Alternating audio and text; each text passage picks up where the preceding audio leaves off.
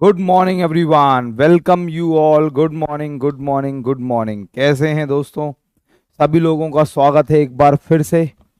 उम्मीद करते हैं आप सभी बहुत अच्छे होंगे और बढ़िया से आपकी तैयारी चल रही होगी। जल्दी से आ जाइए दोस्तों, लाइव आ जाइए। और सभी लोगों का स्वागत है। चलो दोस्तों, हम बात कर रहे थे अपनी लास्ट क्लास में डेरिवेटिव्स की। क्लास को आगे बढ़ाते हैं और डेरिवेटिव्स की बात में कुछ और बातें जोड़ते हैं और देखते हैं मेरे प्यारे साथियों के डेरिवेटिव्स में हम क्या क्या और चीज़ें समझ सकते हैं और डेरिवेटिव्स को थोड़ा इन डिटेल समझने का आज प्रयास करते हैं। अभी तक हमने डेरिवेटिव्स का सिर्फ एक इंट्रोडक्शन देखा। अभी तक हमने सिर्फ डेरिवेटिव्स में एक इंट्रोडक्शन में ये देखा कि डेरिवेटिव्स होता क्या है। राइट, डेरिवेटिव्स हम कहते किसको हैं और डेरिवेटिव्स का मतलब क्या होता है। तो हम बात कर रहे थे अपनी लास्ट क्लास में डेरिवेटिव्स की और हमने देखा कि डेरिवेटिव्स हम किसे कहते हैं, डेरिवेटिव्स का मतलब क्या है। तो मैं उम्मीद करता हूं दोस्तों आपको इतना समझ में तो आ गया होगा कि डेरिवेटिव्स क्या है और डेरिवेटिव्स में हम क्या पढ़ते हैं। राइट, उम्मीद कर रहे हैं दोस्तों आप लोगों को बढ़िया से इकोनॉमी समझ में आ रही होगी और इकोनॉमी में आपका इंटरेस्ट भी जग रहा होगा। धीरे धीरे आपकी इकोनॉमी का जो स्टैंडर्ड है वो अपन इम्प्रूव कर लेंगे और आप देखते जाइए, बस धीरे धीरे आप तैयारी अच्छी अपनी सुनिश्चित करते जाएं तो आप डेफिनेटली देखेंगे कि आप लोगों को आनंद आने लगेगा। राइट, चलो चलो दोस्तों, बात करते हैं आज डेरिवेटिव्स पर और थोड़ा सा हम डेरिवेटिव्स को समझते हैं। राइट, डेरिवेटिव्स हम कहते किसे हैं और डेरिवेटिव्स का मतलब क्या होता है। जब हम बात करते हैं डेरिवेटिव्स, तो मैंने आप लोगों से कहा कि डेरिवेटिव्स का मतलब है these are the future financial contract. Derivatives क्या होते हैं? फ्यूचर फाइनेंशियल कॉन्ट्रैक्ट्स होते हैं। एक भविष्य के फाइनेंशियल कॉन्ट्रैक्ट्स होते हैं दो पक्षों के बीच। जब दो पार्टी जब दो पार्टी अपना एक फ्यूचर फाइनेंशियल कॉन्ट्रैक्ट डिस्कस करे और उसे हम लोग बोलते हैं डेरिवेटिव्स। राइट, तो व्हाट इज डेरिवेटिव्स? जरा हम उसकी बात कर रहे हैं कि डेरिवेटिव्स एक्चुअली है क्या और डेरिवेटिव्स का मतलब क्या होता है। राइट, तो चलिए दोस्तों बात कर लेते हैं डेरिवेटिव्स पर। और देखो,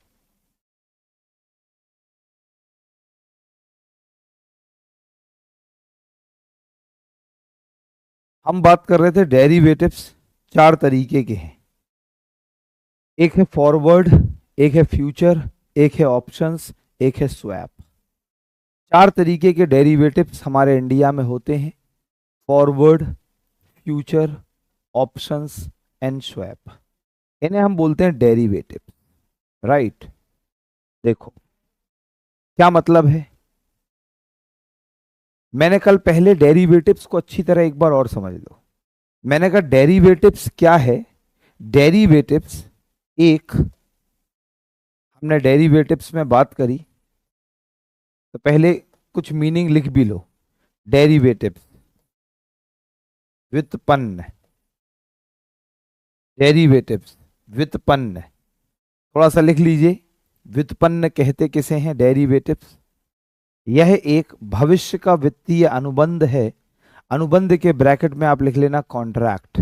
कभी कभी ऐसा होता है हिंदी माध्यम के बच्चों को अनुबंध भी समझ में नहीं आता क्या होता है, तो इसलिए कॉन्ट्रैक्ट। यह एक भविष्य का वित्तीय अनुबंध है। यह एक भविष्य का वित्तीय अनुबंध है। It is a future financial contract. It is a future financial contract between two parties. यह एक भविष्य का वित्तीय अनुबंध है दो पक्षों के बीच।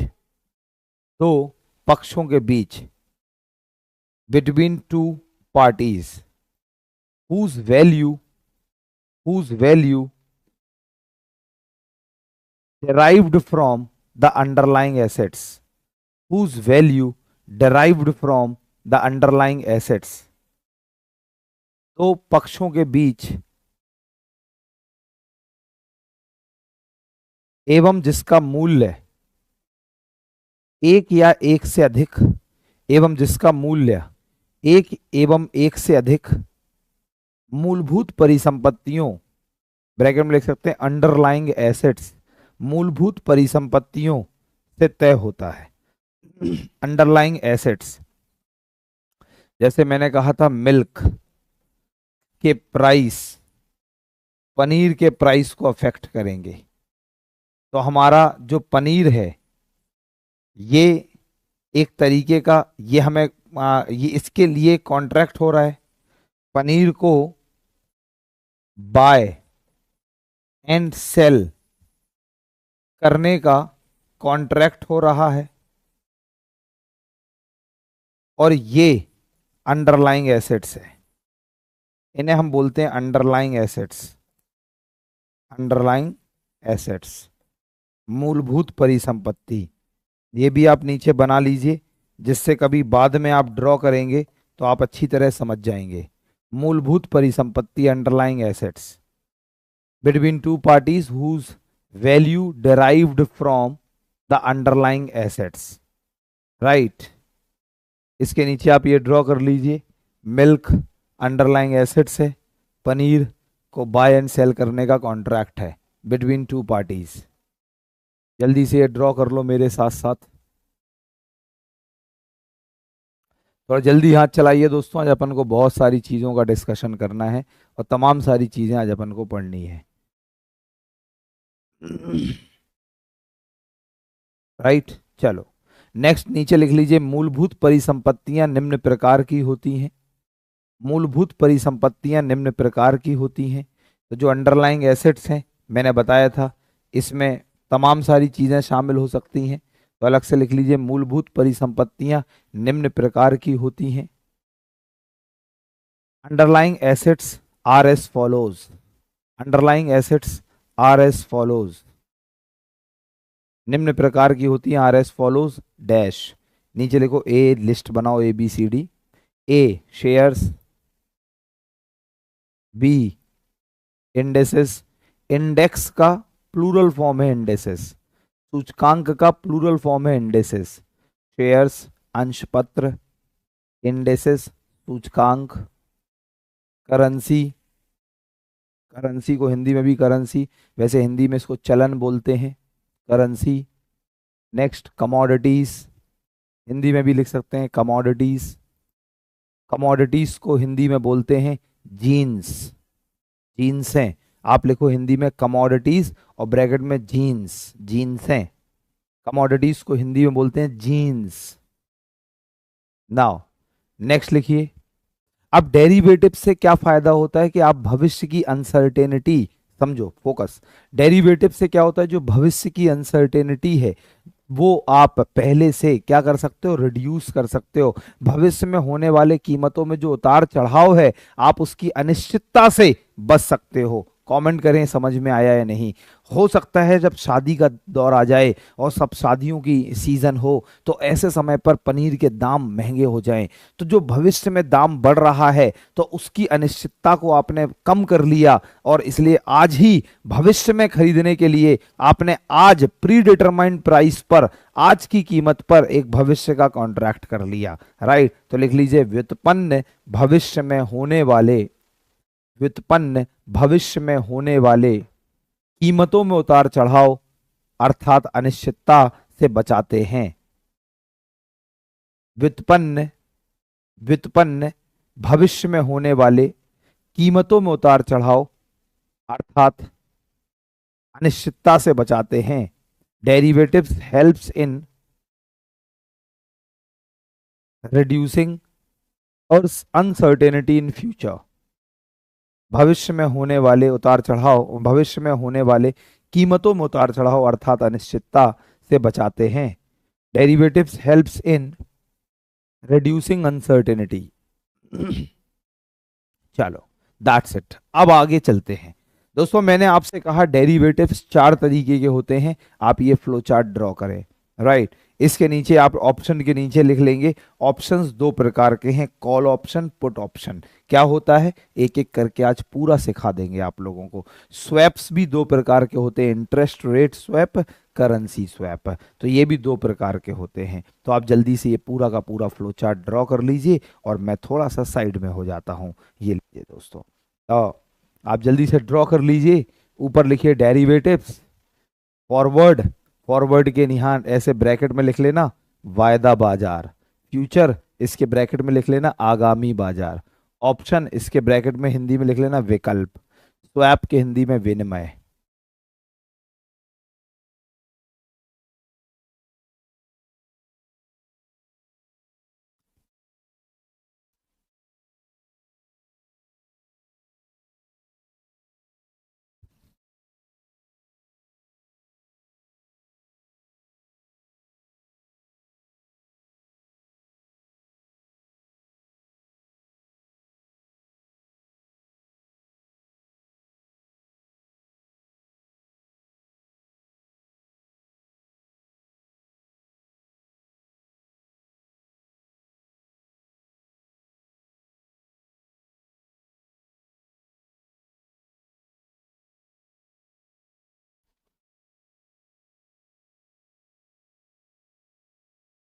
जल्दी जल्दी बनाइए।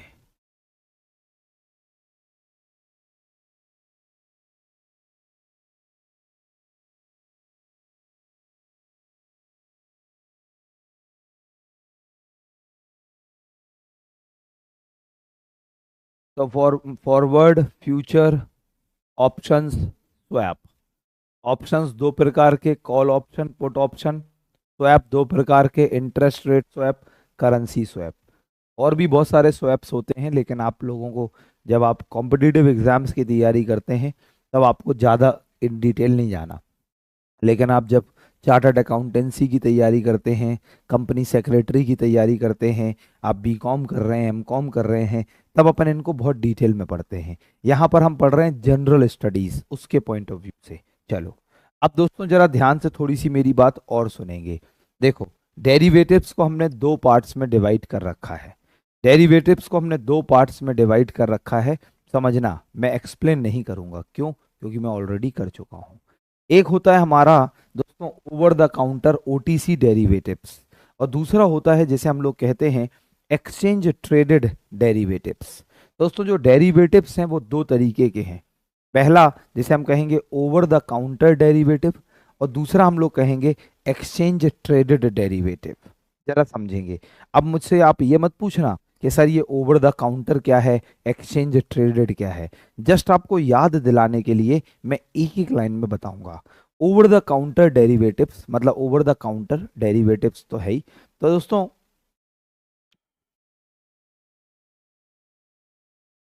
अगर हम ओवर द काउंटर की बात करते हैं तो ओवर द काउंटर डेरिवेटिव्स का मतलब होता है कि जब किसी भविष्य में किसी चीज को खरीदने या बेचने का जो समझौता है वो दो पक्षों के बीच ही सिर्फ हुआ हो। दो पक्षों के बीच मतलब आपस में हुआ हो, और जहां पे कोई प्राधिकरण, कोई अथॉरिटी ना हो, अंडर किसी के सुपरविजन में ना हो, वहां डिफॉल्ट होने के चांस होते हैं। हो सकता है जिसने सौदा किया, जिसने खरीदने का वादा किया, वो खरीदने से मुकर जाए। हो सकता है जिसने बेचने का वादा किया वो बेचने से मुकर जाए। दोस्तों इसे हम बोलते हैं ओवर द काउंटर। राइट दोस्तों, अगर हम बात करते हैं एक्सचेंज ट्रेडेड, तो आप याद करिए दोस्तों, एक्सचेंज ट्रेडेड में जो दो पक्षों के बीच भविष्य में किसी भी चीज को खरीदने का जो कॉन्ट्रैक्ट हो रहा है, तो वो किसी प्राधिकरण, किसी अथॉरिटी के अंडर में हो रहा है। और जो खरीदने वाला है उसे खरीदना ही पड़ेगा और बेचने वाले को बेचना ही पड़ेगा। तो क्या यहाँ पर हम अपने सौदे और एग्रीमेंट से मुकर सकते हैं? नहीं। दोस्तों आप रिकॉल हो चुका है, तो आप मुझे आप बात करते हुए ऐसे बोलते जाइएगा, बोलते जाया करो कि सर हाँ याद आ गया, सर हमें पता है, समझ गए, ऐसे बोलते जाया करो। राइट ना। अगर हम बात करें तो दोस्तों जो ओवर द काउंटर डेरिवेटिव्स होते हैं वो दो तरीके के होते हैं। जो हमारा फॉरवर्ड और स्वैप है, आपको बस ऐसे याद रखना है, पहला और लास्ट। देखो मैंने सीरीज बनाई, फॉरवर्ड, फ्यूचर, ऑप्शंस, स्वैप। तो जो पहला और लास्ट, मतलब क्या कह रहा हूं मैं यहां से, जो पहला और लास्ट, ये पहला और लास्ट ये है ओवर द काउंटर, राइट दोस्तों। और अगर हम बात करें बीच के दोनों, मतलब ऑप्शंस और स्वैप, ये होते हैं दोस्तों एक्सचेंज ट्रेडेड। ऑप्शंस और स्वैप, क्या बोल दिया मैंने दोस्तों, हम फॉरवर्ड और स्वैप, ये हो गया हमारा क्या, पहला और लास्ट। क्या हो गया हमारा दोस्तों, ओटीसी। और जो ऑप्शंस है, और जो ऑप्शंस के अलावा फ्यूचर और ऑप्शंस हैं बीच के दोनों, ये हमारे एक्सचेंज ट्रेडेड हैं, राइट। क्या है इनका मतलब, ये सब मैं बताऊंगा, बहुत ही बढ़िया से बताऊंगा और आप लोगों को समझाऊंगा। लेकिन फिलहाल आप इसे जल्दी से ड्रॉ करिए मेरे साथ साथ।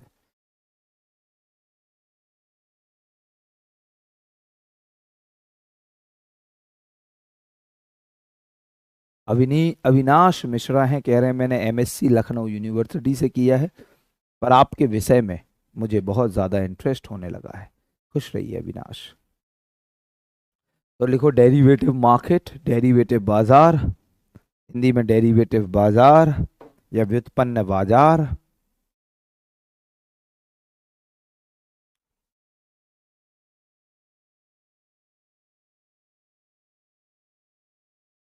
व्युत्पन्न बाजार दो प्रकार के हैं, OTC, over the counter, over the counter व्युत्पन्न बाजार।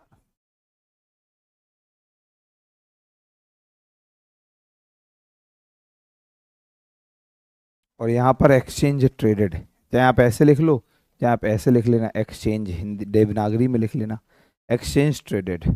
फॉरवर्ड हमने पहले ही पढ़ लिया, वायदा बाजार। स्वैप दोस्तों विनिमय, स्वैप ही ज़्यादा वर्ड है, चलाऊ वर्ड है स्वैप, तो आप ऐसे ही लिखें स्वैप। हिंदी में वो तो मैंने ट्रांसलेट करने के लिए आप लोगों को बता दिया विनिमय, विनिमय विनिमय नहीं होता, वो तो सिर्फ आप लोग चुल्ल मिटाने के लिए बताया, बाकी इसको स्वैप ही बोलते हैं। फ्यूचर्स को ऐसे ही पेपर में आएगा, फ्यूचर्स, फ्यूचर्स। ऑप्शंस ऐसे ही पेपर में आएगा, ऑप्शंस, ऑप्शंस, राइट। तो दोस्तों अब जरा ध्यान से थोड़ा और दिशा में चलते हैं और थोड़ा एक एक करके इनको समझने का प्रयास करते हैं कि फॉरवर्ड क्या है, फ्यूचर क्या है ना, ऑप्शंस क्या है और स्वैप क्या है। आप मुझे सिर्फ ध्यान से सुनते जाएंगे और बढ़िया से समझते जाएंगे। बाद में मैं एक साथ इनको लिखवाऊंगा। Put your pen down, close the notebooks, चुपचाप मुझे पहले सुन लो और फिर मैं एक साथ लिखवा दूंगा, राइट नाउ। थोड़ा जल्दी से हाथ चलाएंगे जिससे हम लोग ज़्यादा से ज़्यादा चीज़ें कवर कर पाए। चलिए तो हम बात करते हैं सबसे पहले फॉरवर्ड की। फॉरवर्ड क्या होता है, राइट। अगर हम बात करते हैं सबसे पहले फॉरवर्ड की, कि आखिर हम फॉरवर्ड किसे कहते हैं। वायदा बाजार क्या है, वायदा, वायदा दोस्तों, वायदा बाजार क्या है, वायदा, फॉरवर्ड।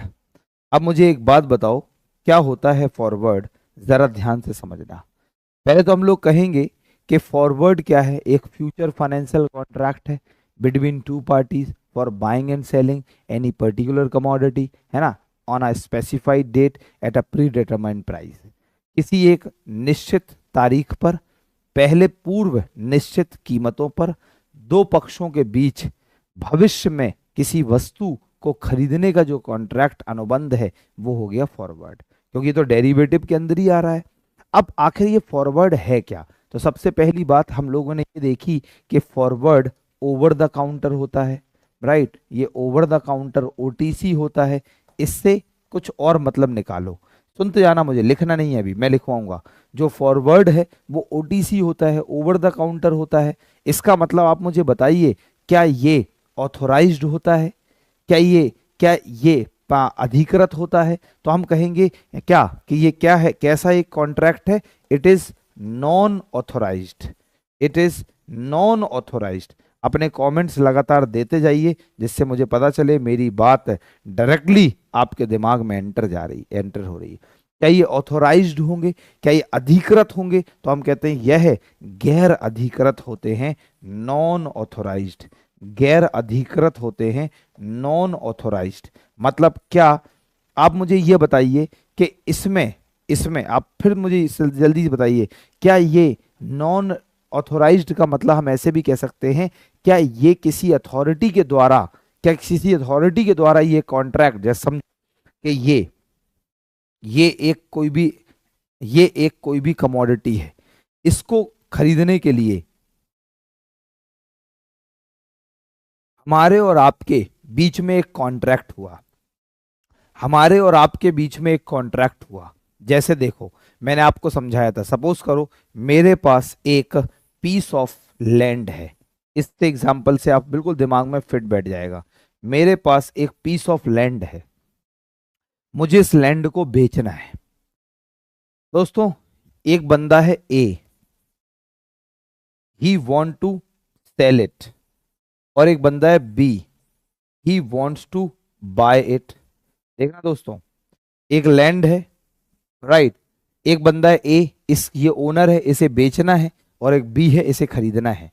इन दोनों के बीच एक कॉन्ट्रैक्ट हो गया, इन दोनों के बीच आपस में एक कॉन्ट्रैक्ट हो गया कि चलो जी, मुझे लैंड बेचनी थी, प्लीज एवरीवन ध्यान सुनिएगा, मुझे लैंड बेचनी थी, मेरे और इस बंदे के बीच, मैं हो गया ए, एक हो गया बी, बी मतलब आप सभी लोग, ए मतलब मैं, तो मुझे लैंड बेचनी है, आपको खरीदनी है। हमारा कॉन्ट्रैक्ट हुआ कि चलो जी, आप ये पकड़ो भाई साहब टोकन मनी, क्योंकि वो घर पे आके देगा। एग्जाम्पल याद करो, मेरे एग्जाम्पल्स कभी नहीं भूलने हैं दोस्तों। घर पे आया, सोफे पे बैठाया, चाय पानी पिलाया, याद करो आप। तो बंदा मेरे घर पे आया, उसने मुझे 2 लाख 3 लाख 4 लाख रुपए दे दिए, और हमारा सौदा हुआ, हमारा सौदा हुआ कि भाई साहब 2 करोड़ में हम खरीदेंगे। ध्यान समझना। उसने कहा ठीक है भाई साहब। हमने कहा 8 महीने बाद, वो कह रहा, वो उसने कहा, बी ने कहा 8 महीने बाद हम रजिस्ट्री करा लेंगे। हमने कहा ठीक है, और आप फिर हम आपको पूरा पैसा दे देंगे। हमने कहा ठीक है, चलो जी हो गया, मान लो। लेकिन मान लो कि, अरे वो देखो कोई कह रहा सूर्य प्रकाश आपका दोस्त, अबे वो दूसरा एग्जाम्पल है गधे। दोस्तों, अब मान लो वो 2 महीने बाद क्या हुआ कि उसे इससे भी अच्छी लोकेशन पर, समझना, इससे भी अच्छी लोकेशन पर और कम दाम में प्लॉट मिल रहा है, इससे भी अच्छी लोकेशन पर और कम दाम में प्लॉट मिल रहा है। तो क्या वो इस प्लॉट को खरीदने से मुकर जा सकता है? क्या वो इस प्लॉट को खरीदने से मुकर सकता है? क्या वो एग्रीमेंट को तोड़ सकता है? क्या वो एग्रीमेंट को तोड़ सकता है? बहुत उम्दा दोस्तों, lovely, thumbs up, these thumbs ups are for you guys. दोस्तों, इसका मतलब वो उस कॉन्ट्रैक्ट को तोड़ सकता है। क्यों? क्योंकि अगर तुम लोगों ने धर में लपेटा तो ऐसे नहीं, अगर तुमने समझा तो देखना। क्यों? क्योंकि ये ओटीसी है, क्योंकि ये क्या है? ओटीसी है। हम दो पक्षों के बीच बात हुई, इसका मतलब ये ओटीसी है। इसका मतलब क्या है कि ये ओटीसी है, तो इसको हम कहेंगे they are not regulated, they are not regulated. ये इनका विनियमन नहीं होता है, मतलब इनका रेगुलेटेड, इनका विनियमन नहीं होता है। विनियमन, इनका विनियमन नहीं होता है, दे आर नॉट रेगुलेटेड। दोस्तों, क्या इनका कोई रेगुलेट करने वाला है? अगर मान लो मुझे, समझना, दोनों पक्षों की बात समझो, मुझे इस बंदे की जगह मुझे कोई 2.5 करोड़ रुपए दे रहा, तो मैं इस बंदे से कहूंगा बी से, भाई साहब एक काम करो, भाई साहब एक काम करो कि आप एक काम करो, आप अपना 3 लाख रुपए वापस ले लो, मैं तो किसी और को बेचूंगा। और दोस्तों, हो सकता है बी को सस्ते पे और अच्छी जगह मिल जाए, तो वो कहेगा भाई साहब मेरा 3 लाख लौटा दो, मैं नहीं खरीद पाऊंगा, मेरे पास हिम्मत नहीं है, और मेरा मन लौटाना लौटाऊं ना लौटाना ना लौटाऊं, रेगुलेटेड नहीं है ना, वो कुछ कर पाएगा, क्योंकि हम दोनों के बीच ही सौदा हुआ था। इसलिए जरा ध्यान से देखना, एक वर्ड सीखो, एक वर्ड सीखो जिसे हम लोग कहते हैं कि हैज। हैज एक वर्ड सीखो, हैज। अभी सिर्फ सीखो, बाद में और डिटेल में जाएंगे। HEDGE, has. जब भी ये हैज वर्ड का मतलब क्या होता है, हिंदी में भी हैज बोलेंगे, तो हैज का मतलब होता है दोस्तों risk reduction. Risk reduction, has का मतलब क्या है, रिस्क रिडक्शन। जहां पे हम अपने रिस्क को, भविष्य में आने वाले जोखिम को कम करते हैं, भविष्य में आने वाले जोखिम, जहां पर हम भविष्य में आने वाले जोखिम को कम करते हैं, this is called the has. Has, hedging, इसे हम बोलते हैं हैज को, वर्ड इससे आता है हेजिंग। हेजिंग का मतलब रिस्क रिडक्शन। अब आप सिर्फ मुझे सुनना, मैं समझा पाऊंगा इसको फ्यूचर के साथ कनेक्ट करके, फ्यूचर के साथ कनेक्ट करके। तो दोस्तों मैं कहता हूं they are related with hedging as they reduce the risk. मतलब बस इतना समझ लो कि फॉरवर्ड कॉन्ट्रैक्ट्स में हेजिंग होता है, फॉरवर्ड कॉन्ट्रैक्ट में हेजिंग होता है। इसका मतलब मैं आपको नेक्स्ट टर्म के साथ सिखाऊंगा, और नेक्स्ट शब्द जो हम डिस्कस करने जा रहे हैं दोस्तों, that is future. Future derivatives, future derivatives, future derivatives, मतलब अगर हम कहें तो हिंदी में आप ऐसे लिख सकते हैं फ्यूचर डेरिवेटिव्स। दोस्तों फ्यूचर डेरिवेटिव्स क्या है, बस चुपचाप ध्यान से सुनिए। फ्यूचर डेरिवेटिव्स में पहला पॉइंट, ये एक्सचेंज ट्रेडेड होते हैं। सबसे पहली बात, ये एक्सचेंज ट्रेडेड होते हैं, तो मुझे नहीं बताना, इसका मतलब they are regulated, they are regulated, इनका विनियमन होता है, इनका विनियमन होता है, विनियमन होता है। मतलब विनियमन का मतलब है इनके ऊपर जब ये कॉन्ट्रैक्ट हो रहा है, इसका मतलब दे आर ऑथोराइज्ड, किसी ना किसी ऑथोराइज्ड अथॉरिटी के अंडर में ये कॉन्ट्रैक्ट होगा, किसी ऑथोराइज्ड अथॉरिटी के अंडर में ये कॉन्ट्रैक्ट होगा। इसका मतलब है दोस्तों, जब दो पक्षों के बीच किसी चीज को खरीदने के लिए, मतलब कुछ नहीं, ये लो similar to, similar to forward, ये फॉरवर्ड का ही भाई है, फॉरवर्ड का ही भाई है। फॉरवर्ड और फ्यूचर एक ही बात है, बस अंतर क्या है, फॉरवर्ड में ओटीसी है, फ्यूचर एक्सचेंज ट्रेडेड है। इसका मतलब सुनते जाइए दोस्तों, अब आपने एक कचहरी में जाकर, याद करो ओटीसी, कचहरी में जाकर आपने एक वकील के साथ और एक जज के सामने स्टाम्प लगाया, साइन किया और कहा इस चीज को मैं इतने दिनों बाद खरीद लूंगा, और ए ने कहा मैं बेच दूंगा। इसका मतलब क्या यहां पर हेजिंग हो सकता है, क्या यहां पर हेजिंग हो सकता है? इसका मतलब क्या हुआ, यहां हेजिंग नहीं हो सकता है। इसका मतलब क्या हुआ कि अब आपको खरीदना ही पड़ेगा, भले ही आपको कहीं और सस्ते पे मिल रहा हो, और ए को बेचना ही पड़ेगा, भले ही कोई और महंगे पे खरीद रहा हो। तो यहां पर जो रिस्क थी, रिस्क थी, क्या उसे कम कर पाए आप? नहीं। इसका मतलब फॉरवर्ड कॉन्ट्रैक्ट्स में हेजिंग के लिए, हम जब हेजिंग के लिए कॉन्ट्रैक्ट करते हैं कि यार भविष्य में हो सकता है कि मैं ना लूं या मैं ना खरीदूं, तो अपन फॉरवर्ड कॉन्ट्रैक्ट में जाते हैं। और भविष्य में जब आप डन है कि you can take the risk, तो आप रिस्क, यहां पर क्या है कि आपके रिस्क को आप रिड्यूस नहीं कर सकते। अब आपको कॉन्ट्रैक्ट हो गया तो खरीदना ही पड़ेगा। बोलो जय हो, बोलो जय हो। क्या समझ में आ गया दोस्तों? जय हो तभी लिखना जब समझ में आ जाए, वरना सिर्फ जय हो स्वाद के लिए लिख दोगे तो फिर स्वाद नहीं आ पाएगा। इसलिए सिर्फ लिखो जय हो। क्लियर दोस्तों? क्या समझ में आ गया कि नहीं? राइट नाउ दोस्तों, this is called forward and future. फिर से एक बार बताने का प्रयास करते हैं जैसे समझ में नहीं आया। फॉरवर्ड और फ्यूचर दोनों एक ही बातें हैं, बस अंतर क्या है, फॉरवर्ड ओटीसी है, फ्यूचर एक्सचेंज ट्रेडेड है। फॉरवर्ड स्टैंडर्डाइज नहीं है, ये स्टैंडर्डाइज है, ये मानकीय नहीं है, ये मानकीय है। Forward not regulated, futures are regulated. इसका मतलब जब हम दोनों में, दोनों मार्केट में, कौन से बाजार में एक बायर हो या सेलर हो, वो अपनी रिस्क को कम कर सकता है, रिस्क के रिडक्शन के चांसेस हैं, वो फॉरवर्ड में है, वो फ्यूचर में नहीं है। क्लियर दोस्तों? इसके बाद अब देखिए नेक्स्ट टर्म तो बहुत ही सिंपल है, अब तो कुछ बचा ही नहीं। नेक्स्ट टर्म हम बात कर रहे थे ऑप्शंस। ये ऑप्शंस क्या होता है, आइए इसकी बात करते हैं। ऑप्शंस, वैसे कहते हैं विकल्प, लेकिन हिंदी में भी अपन ऑप्शन ही बोलेंगे तो ज्यादा अच्छा होगा, क्योंकि ऑप्शन ही बोलेंगे, ऑप्शन। दोस्तों ये ऑप्शन क्या होता है, आइए जरा समझते हैं। ऑप्शंस किसे कहते हैं?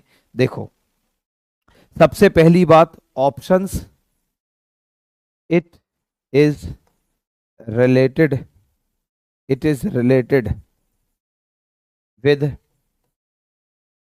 बायर। सबसे पहली बात यह है, क्रेता से संबंधित है। जो ऑप्शन है वो क्रेता से संबंधित है।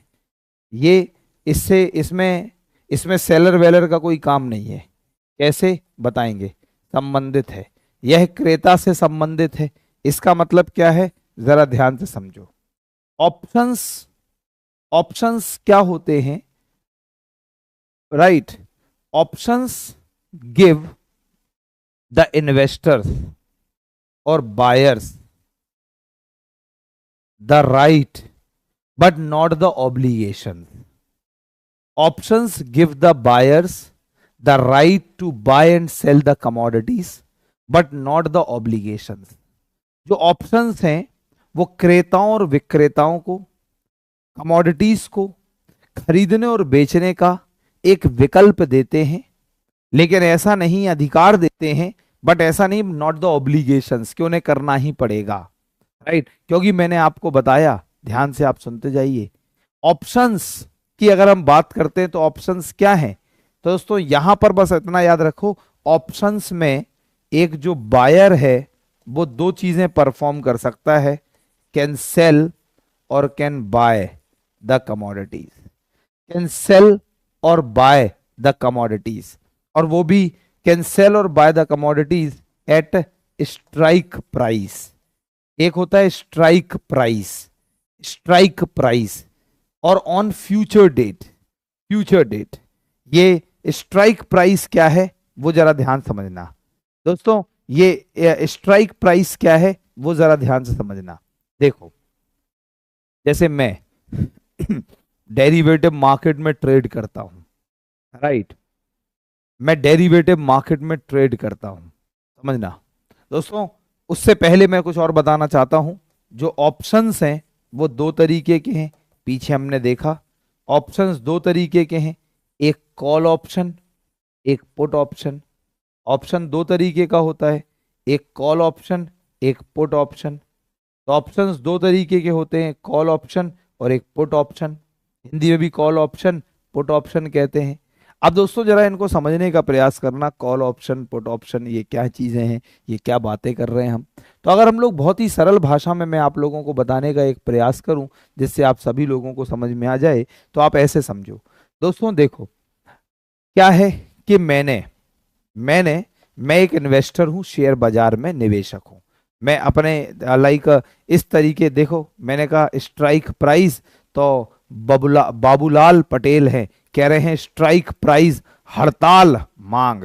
अबे तू हड़ताल कीमत भी बोलता तब भी मैं समझ जाता है। देखो कह रहा है, तालियां बजनी चाहिए दोस्तों इसके लिए। मैंने कहा स्ट्राइक प्राइस, तो कह रहा हड़ताल मांग, राइट। इसने चलो कोई नहीं, प्राइस को इसने डिमांड समझ लिया, तो इसने कहा स्ट्राइक हड़ताल, प्राइस को इसने डिमांड समझा। चलो अगर ये लिखता हड़ताल कीमत तब तो और तालियां बजवाता मैं इससे। अबे गधे, ये स्ट्राइक वो वाली स्ट्राइक नहीं है, धरने पे बैठ गए, स्ट्राइक कर दी, हड़ताल कर दी। चुल्ल कम रख, चुपचाप सुन तो समझ में ज्यादा आएगा, राइट। देख रहे, कह रहा स्ट्राइक, कह रहा हड़ताल। अबे रुक जा, थोड़ा सुन ले बाबूलाल, राइट। और मेरा बाबू ना दोस्तों जरा देखिए, अगर हम बात करते हैं स्ट्राइक प्राइस क्या होता है बाबूजी, आइए समझाते हैं आपको। दोस्तों देखिए, मैं एक इन्वेस्टर हूं, मैं एक इन्वेस्टर हूं और मैं एक ब्रोकर के साथ इन्वेस्ट करता हूं, राइट।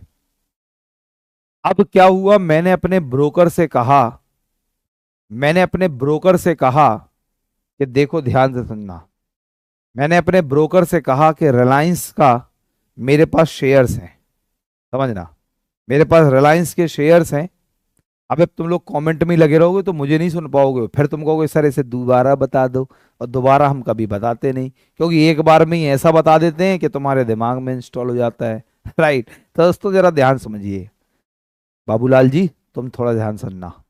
दोस्तों अपना अपना दिमाग लगाते, कह रहे स्ट्राइक, हड़ताल, प्राइस, उनने मांग समझा, डिमांड समझा, कोई बात नहीं, चलता है ऐसा। दोस्तों क्या हुआ कि मैंने अपने ब्रोकर से कहा, हाँ मैंने रिलायंस का एक शेयर खरीद रखे थे, रिलायंस कुछ शेयर्स खरीद रखे थे 300 रुपए में। मैंने रिलायंस के 300 रुपए में कुछ शेयर्स खरीदे थे। मैंने रिलायंस के 300 रुपए में कुछ शेयर्स खरीदे थे। अब हुआ कुछ यूं कि जब मैंने रिलायंस के 300 में शेयर्स खरीदे थे तो मैंने अपने ब्रोकर से कहा कि देखो, अगर मैं अपने काम में बिजी हो जाऊं और मैं ना देख पाऊं, ऐसी कंडीशन है, तो आप एक काम करना, अगर ये शेयर 250 के नीचे इसका प्राइस जाता है तो सारे उठा के बेच देना। सुनते हैं ना, 250 के नीचे जाता है तो सारे उठाकर मेरे बिना बताए आप बेच देना। दूसरी कंडीशन समझो दोस्तों, अगर मान लो किसी भी बाजार में किसी कंपनी के शेयर्स के दाम बढ़ रहे हो, तो अब क्या हुआ, जब दाम बढ़ रहे हैं तो मैंने अपने ब्रोकर से कहा कि अगर मान लो HDFC का शेयर 380 से अगर ज्यादा हो, समझना, 380 से ज्यादा हो तो खरीद लेना। अगर 380 से ज्यादा जा रहा हो, 380 तक आ जाए, मतलब मान लो आज HDFC ऐसा लग रहा है कि बहुत बूम करेगी, तो आज उसका शेयर शुरू हुआ 320, 330, 340, 350। अगर मैंने कहा अगर ये 380 तक आ जाए, 320 से 380 तक आ जाए बढ़ते बढ़ते, इसका मतलब आगे और बढ़ेगा, तो आप 380 पे खरीद लेना इतने स्टॉक्स, इतने शेयर्स। तो दोस्तों क्या हुआ, मैंने एक HDFC का एक मैक्सिमम प्राइस सेट कर दिया कि इतने प्राइस पर आप मेरे शेयर्स खरीद लेना।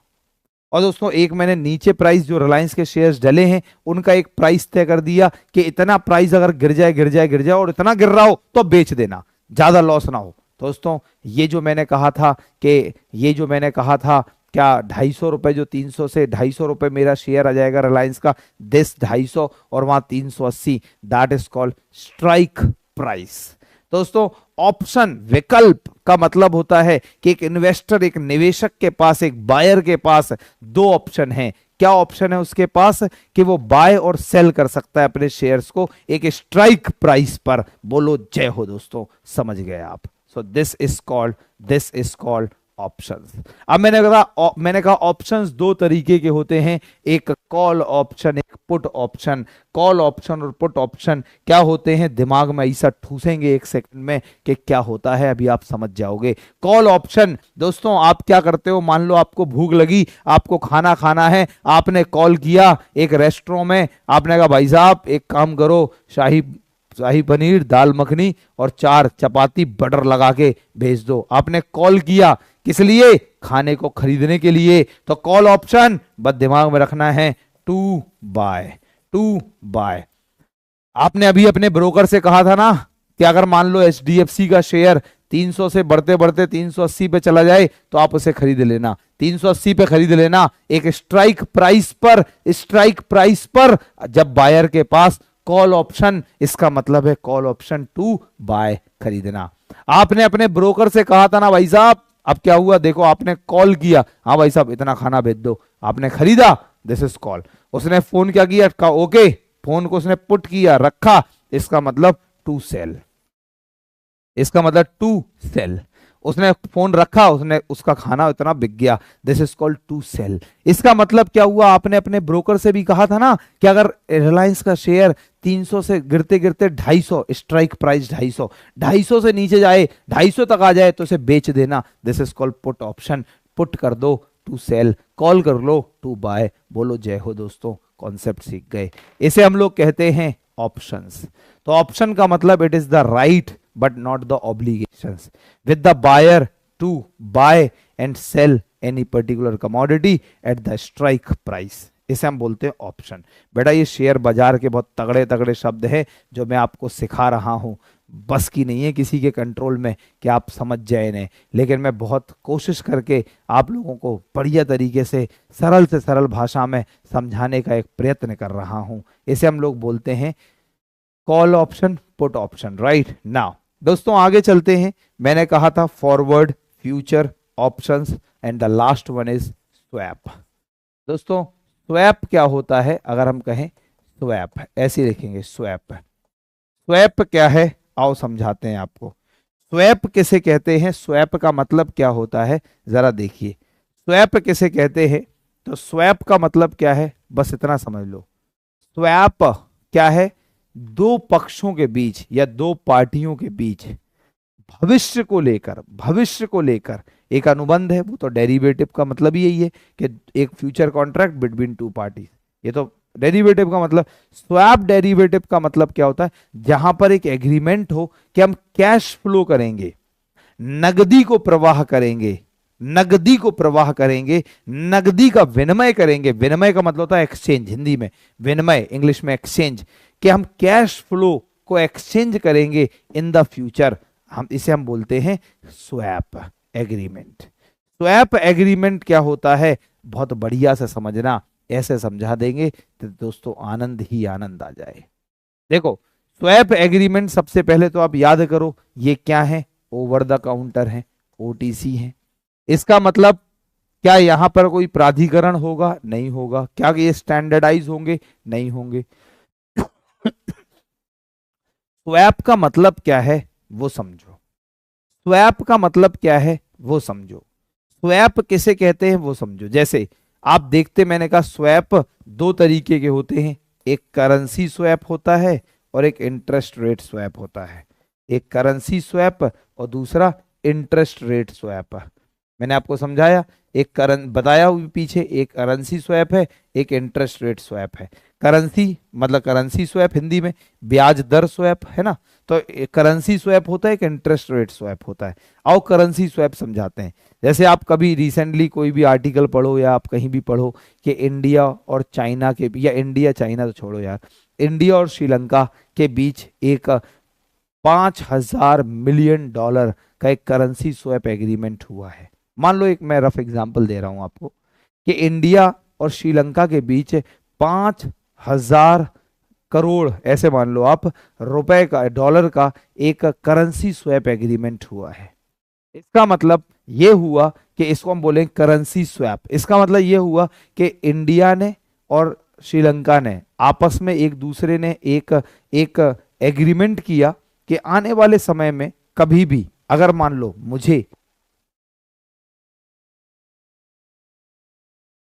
आने वाले समय में कभी मुझे कोई समस्या आई, इंडिया ने कहा, तो आप मुझे क्या करना, आप मुझे 5,000 करोड़ रुपए तक दे देना।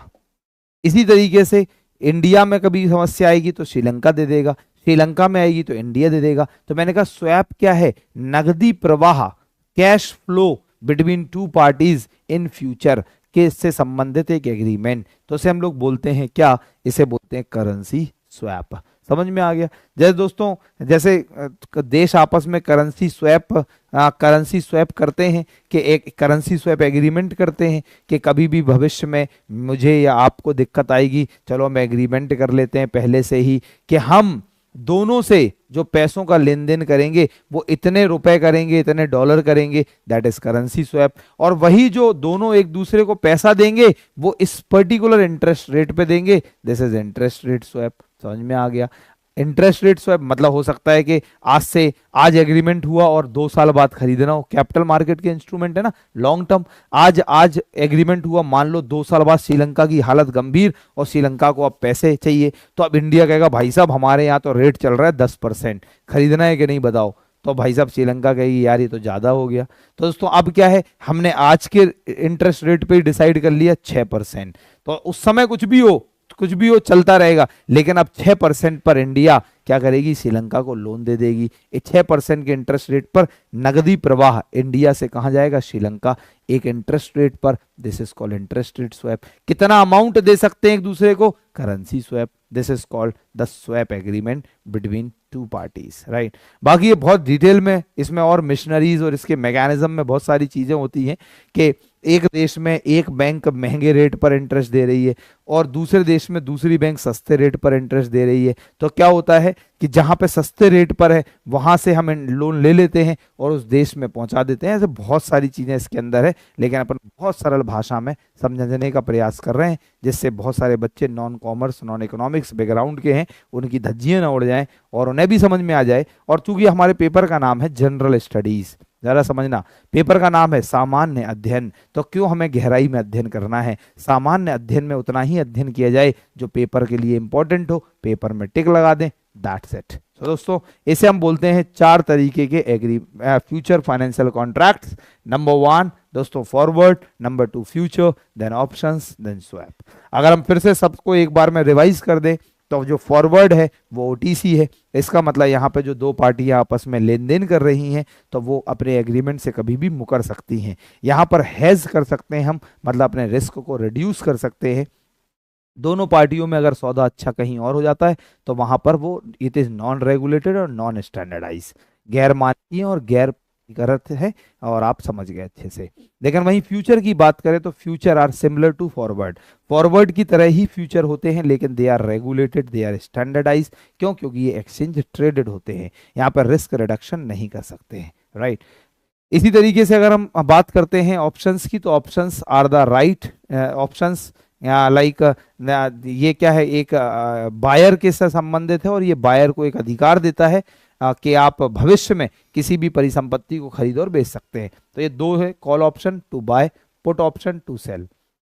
एक स्ट्राइक प्राइस होता है, बहुत अच्छे समझ में आ गया था आपको। स्वैप का मतलब है कि एक दो देशों के बीच या दो पक्षों के बीच या दो पार्टियों के बीच एक फ्यूचर फाइनेंशियल कॉन्ट्रैक्ट हुआ, भविष्य का वित्तीय अनुबंध हुआ जिसमें नकदी प्रवाह एक दूसरे को किया जाएगा। करेंसी स्वैप हो सकता है या ब्याज दर स्वैप हो सकता है, दैट्स इट, राइट ना। दोस्तों थोड़ा सा हम आगे चलेंगे और चीजों को और ध्यान से समझने का एक प्रयास करेंगे। देखिए दोस्तों, इसी तरह से अब मैं आप लोगों को शेयर बाजार में होने वाले कुछ शब्दों को सिखाता हूं। देखो, शेयर बाजार में होने वाले जो इन्वेस्टर्स हैं वो तीन प्रकार के हैं। शेयर बाजार में ये तीन प्रकार के निवेशक होते हैं। शेयर बाजार में ये तीन प्रकार के निवेशक होते हैं।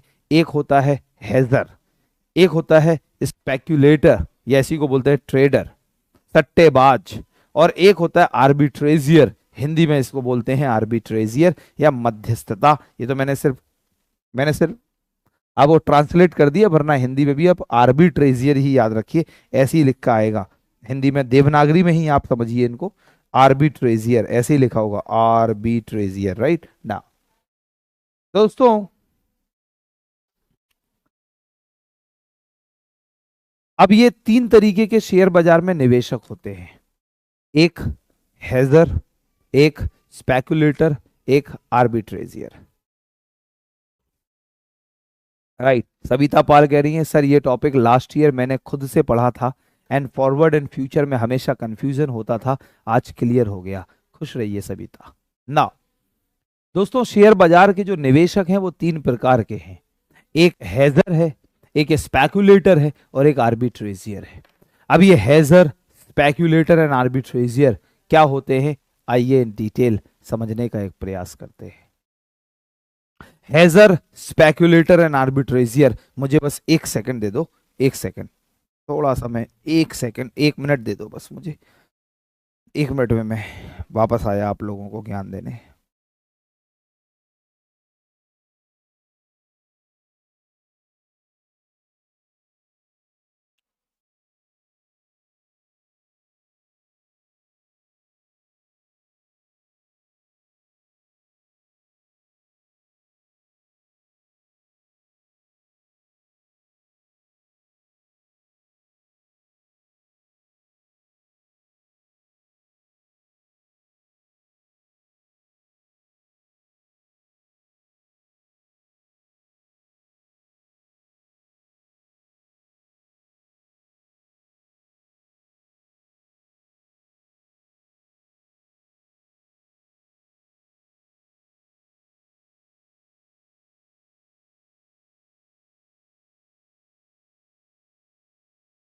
नाउ मेरे प्यारे दोस्तों,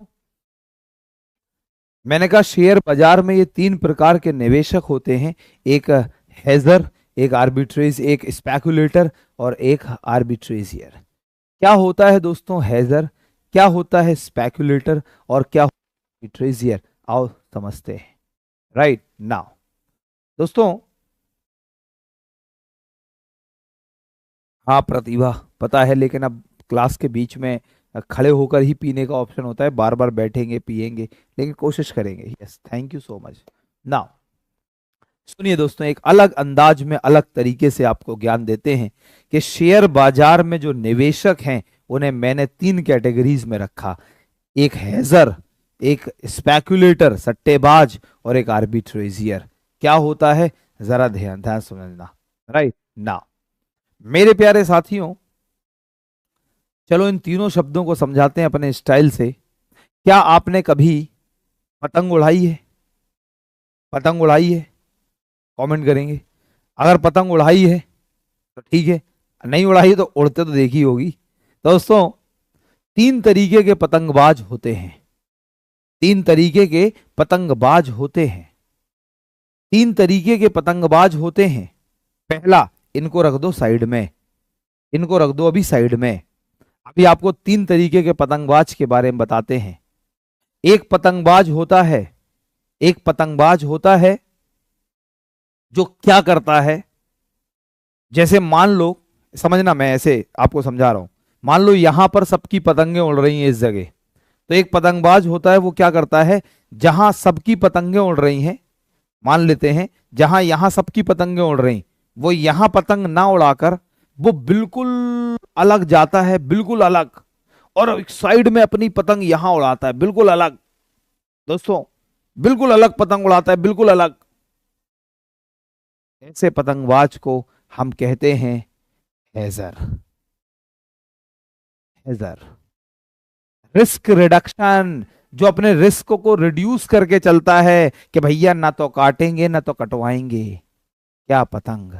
दोस्तों, वो बिल्कुल अपने रिस्क को रिड्यूस करके चलता है कि सबकी पतंगें यहां उड़ रही हैं लेकिन वो यहां पर अपनी पतंग उड़ाता है, कि इस वो से हम कहते हैं हेजर।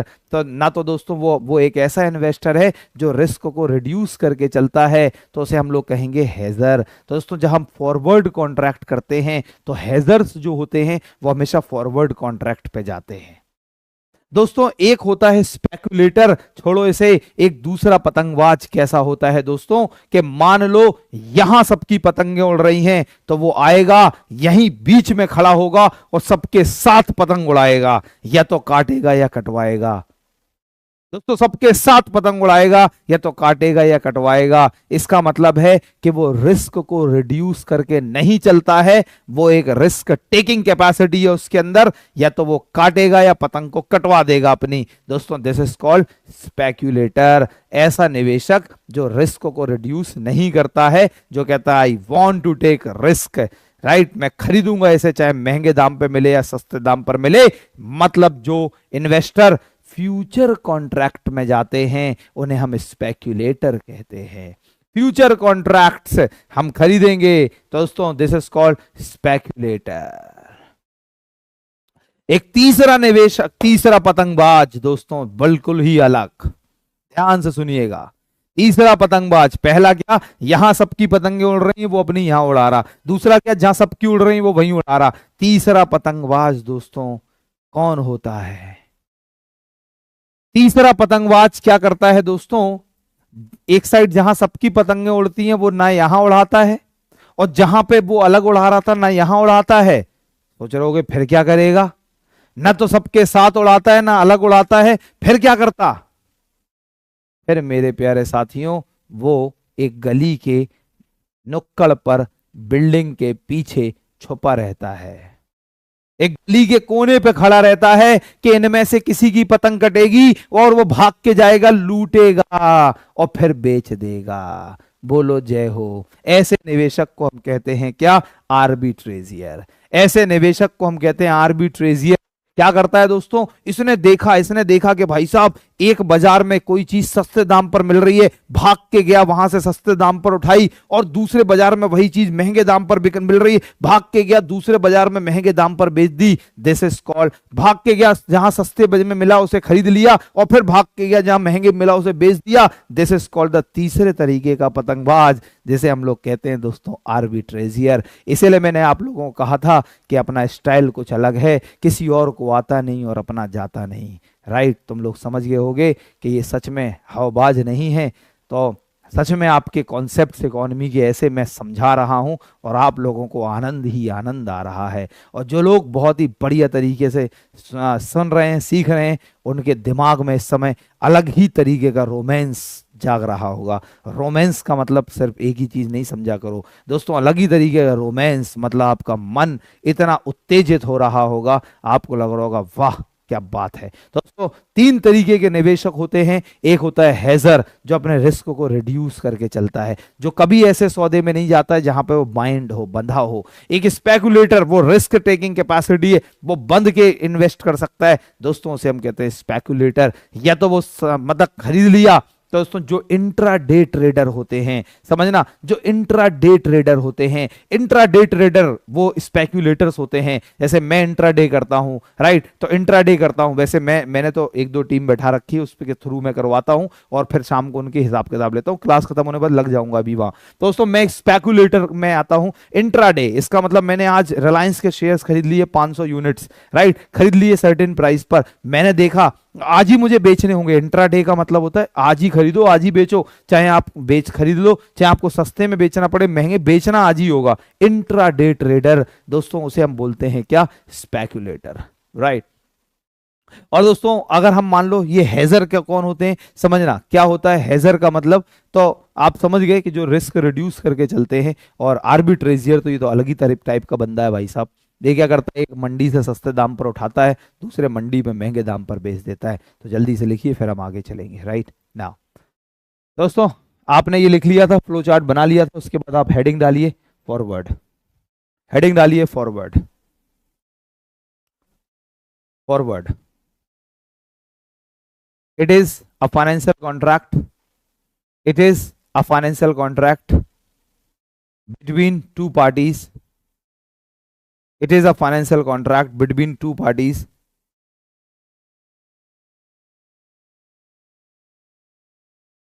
for buying or selling any particular commodity.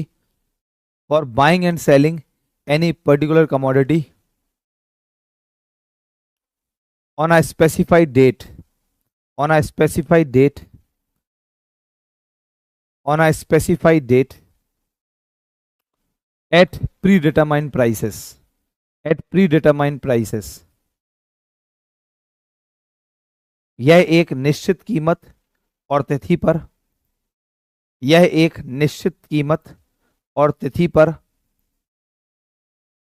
किसी विशिष्ट परिसंपत्ति को, किसी विशिष्ट परिसंपत्ति को,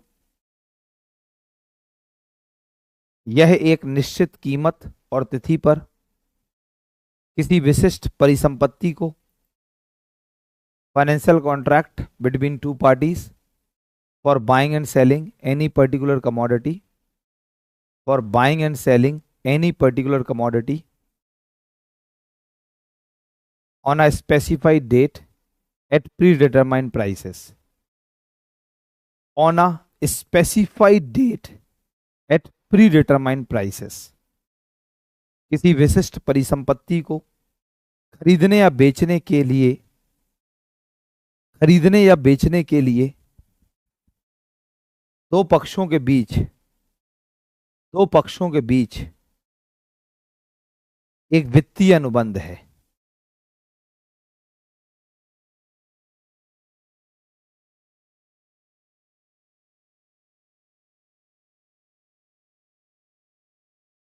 राइट, निकिता पांडे हैं, कह रही हैं सर मैं टेलीकॉलिंग में काम करती थी, मैं कस्टमर केयर को बताती थी, लेकिन मुझे खुद भी समझ नहीं आता था कि ऑप्शन और फ्यूचर में डिफरेंस, रट्टा मार के बताती थी। लेकिन आज ये निकिता पांडे ने प्रैक्टिकल काम किया, तब भी इन्हें ऑप्शन और फ्यूचर समझ में नहीं आया, लेकिन बहुत बहुत अच्छा कमेंट लगा आपका। और दोस्तों निकिता पांडे आज जब ये पढ़ रही हैं और पढ़ने के बाद इन्हें ये कॉन्सेप्ट समझ में आ गया है, बहुत बढ़िया। मुझे भी बड़ा अच्छा लगा आपका ये कमेंट पढ़कर कि आई एम ब्लेस्ड और आई एम वेरी हैप्पी कि लाइक मैं आप लोगों को कुछ सिखा पा रहा हूँ। तो लिख लिए, खरीदने या बेचने के लिए दो पक्षों के बीच एक वित्तीय अनुबंध है, एक वित्तीय अनुबंध है। ना ना Dhananjay Yadav, I just took the example of Reliance but I didn't purchase that. बर्बाद कंपनी है, लुटा देगी आपको, कभी मत खरीदना, right.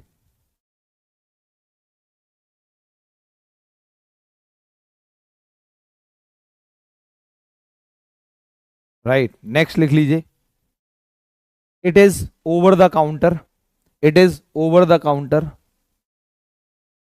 that is it is non authorized, that is it is non authorized, यह ओवर द काउंटर है, यह ओवर द काउंटर है, अर्थात यह गैर अधिकृत होता है, गैर अधिकृत होता है, गैर अधिकृत होता है।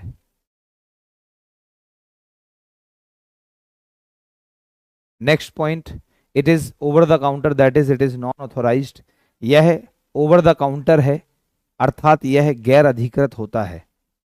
Next point, they are related with hedging, they are related with hedging, यह हैजिंग से संबंधित है, हिंदी में हैजिंग, देवनागरी में लिखिए, यह हैजिंग से संबंधित है अर्थात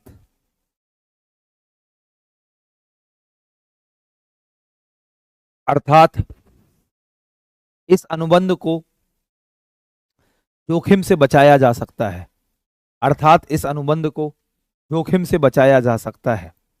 दे are related with hedging as they reduced, they can reduce the risk, as they can reduce the risk, अर्थात इस अनुबंध को जोखिम से बचाया जा सकता है, दैट इज या as they reduce the risk. Next and last line लिख लो, दे आर नॉन रेगुलेटेड, यह गैर विनियमित होते हैं, यह गैर विनियमित या इनका विनियमन नहीं होता है, इनका विनियमन नहीं होता है। Next, future, next term future, next term future. पहला point, they are similar to forward, यह फॉरवर्ड के समान होते हैं, they are similar to future, यह फॉरवर्ड के समान होते हैं।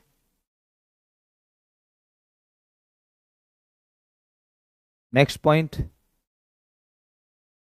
They are standardized, next point, they are exchange traded, यह एक्सचेंज ट्रेडेड होते हैं, they are exchange traded, they are exchange traded, यह एक्सचेंज ट्रेडेड होते हैं। इसकी मीनिंग भी बिल्कुल सेम है, future financial contract for buying and selling any commodity at pre determined prices on specified date, same है, मतलब पहली मैंने एक लाइन लिख ली, ये फ्यूचर फॉरवर्ड के समान होते हैं, मतलब सेम है। Next, they are exchange traded, यह एक्सचेंज ट्रेडेड होते हैं, एक्सचेंज ट्रेडेड को आप लिख सकते हैं विनियमिक, हाँ विनिमय व्यापारिक, एक्सचेंज ट्रेडेड कुछ होता नहीं है, मैंने ऐसी ट्रांसलेट कर दिया, एक्सचेंज विनिमय, ट्रेडेड एक्सचेंज ट्रेडेड व्यापारिक, right. Next, these are standardised, यह तो लिखवा दिया, यह मानकीय होते हैं या मानकीकृत होते हैं, दीज आर स्टैंडर्डाइज्ड कॉन्ट्रैक्ट्स, यह मानकीकृत होते हैं, मानकीकृत होते हैं, बस दैट्स इट। नेक्स्ट हम लिख लो options, options, right, options,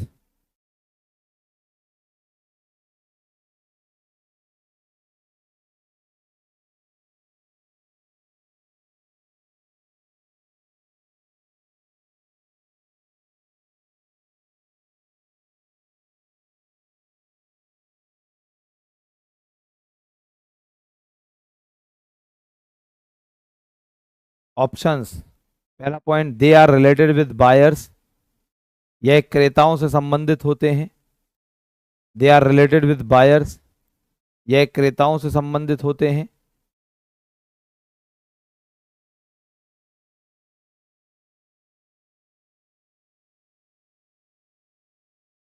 right, next point लिखो, options are the financial instrument, options are the financial instrument, options are the financial instrument in which two parties contractually agree in which two parties contractually agree contractually agree विकल्प, व्युत्पन्न, विकल्प, व्युत्पन्न, व्युत्पन्न वित्तीय साधन का एक रूप है, वित्तीय साधन का एक रूप है जिसमें दो पक्षों, जिसमें दो पक्ष, पक्षों नहीं, जिसमें बस दो पक्ष, जिसमें दो पक्ष, जिसमें दो पक्ष भविष्य की तारीख से पहले, भविष्य की तारीख से पहले एक निर्दिष्ट मूल्य पर, निर्दिष्ट मूल्य ब्रैकेट में लिख सकते हैं स्ट्राइक प्राइस, निर्दिष्ट मूल्य पर,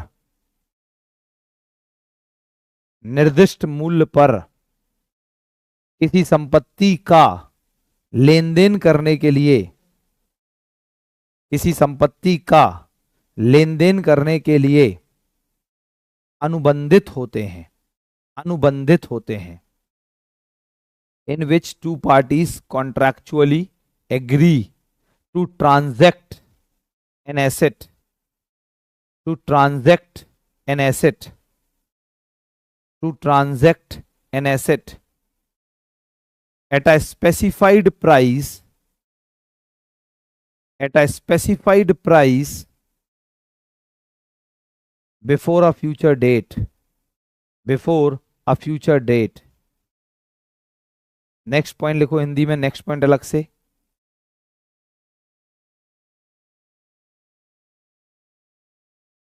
विकल्प के अंतर्गत,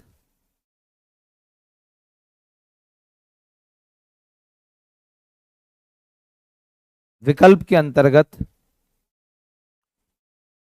क्रेताओं को, बायर्स, क्रेता को, या आप ब्रैकेट में बायर लिखो ज्यादा अच्छा लगता है, क्रेता को, क्रेता को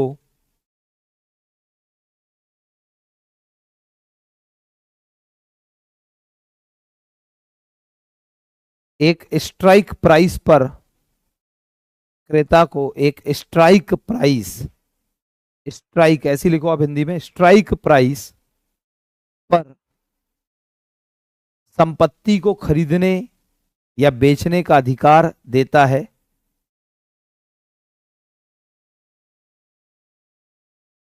खरीदने या बेचने का अधिकार देता है,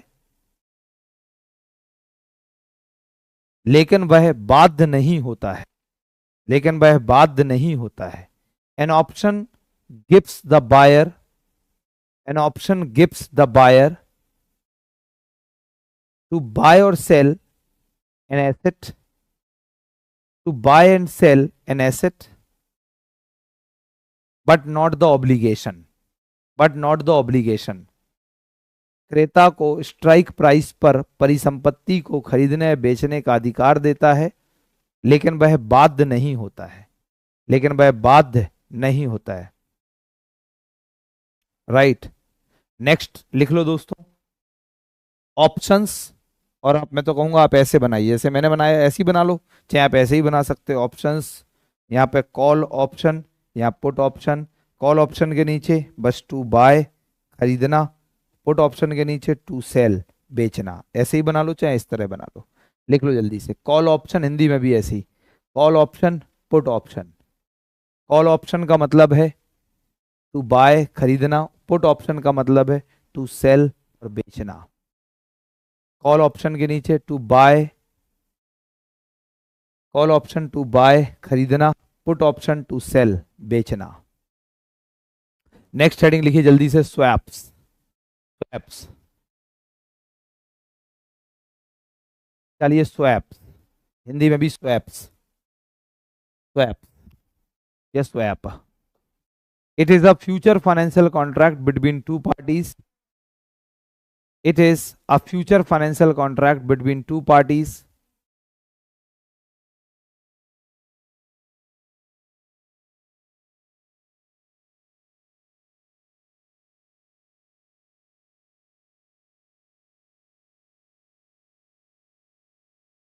It is a future financial contract between two parties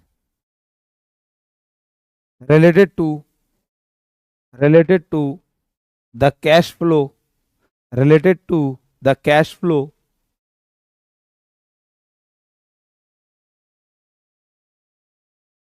related to the cash flow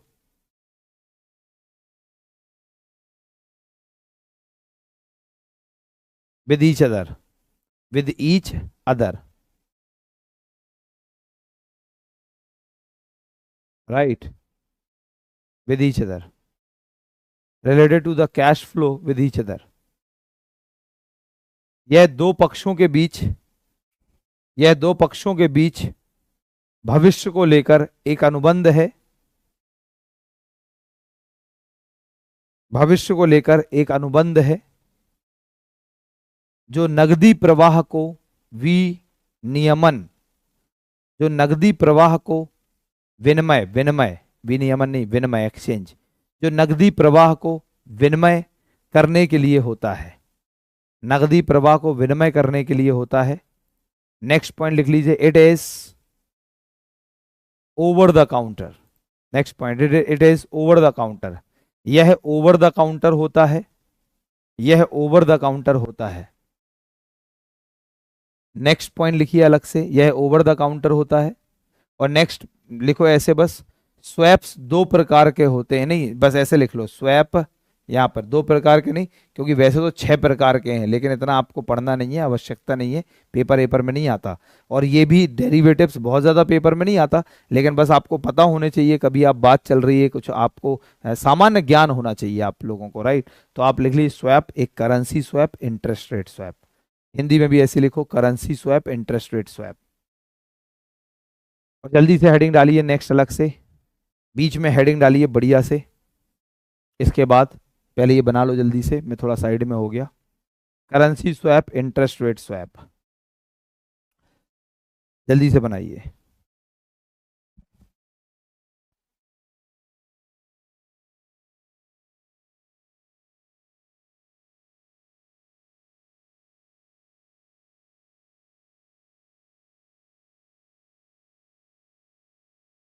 दोस्तों नेक्स्ट हेडिंग डालिए, types of investors in derivative market. Types of investors in the derivative market. व्युत्पन्न बाजार में निवेशकों के प्रकार, व्युत्पन्न बाजार में निवेशकों के प्रकार, व्युत्पन्न बाजार में निवेशकों के प्रकार। पहले लिखिए हेजर, नंबर 1 हेजर, हेजर,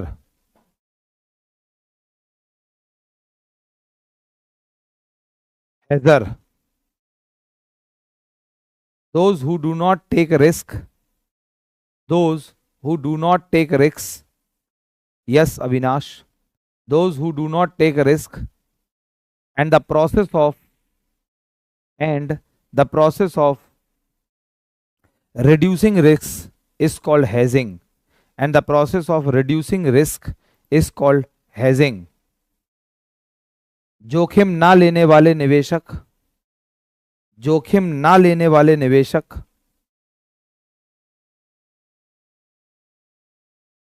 हेजर कहलाते हैं, जोखिम ना लेने वाले निवेशक हेजर कहलाते हैं। एवं जोखिम को कम करना हेजिंग कहलाता है, एवं जोखिम को कम करना हेजिंग कहलाता है, एवं जोखिम को कम करना हेजिंग कहलाता है। नेक्स्ट हम लिख लें स्पेक्यूलेटर, नंबर 2 स्पेक्यूलेटर, स्पेक्यूलेटर।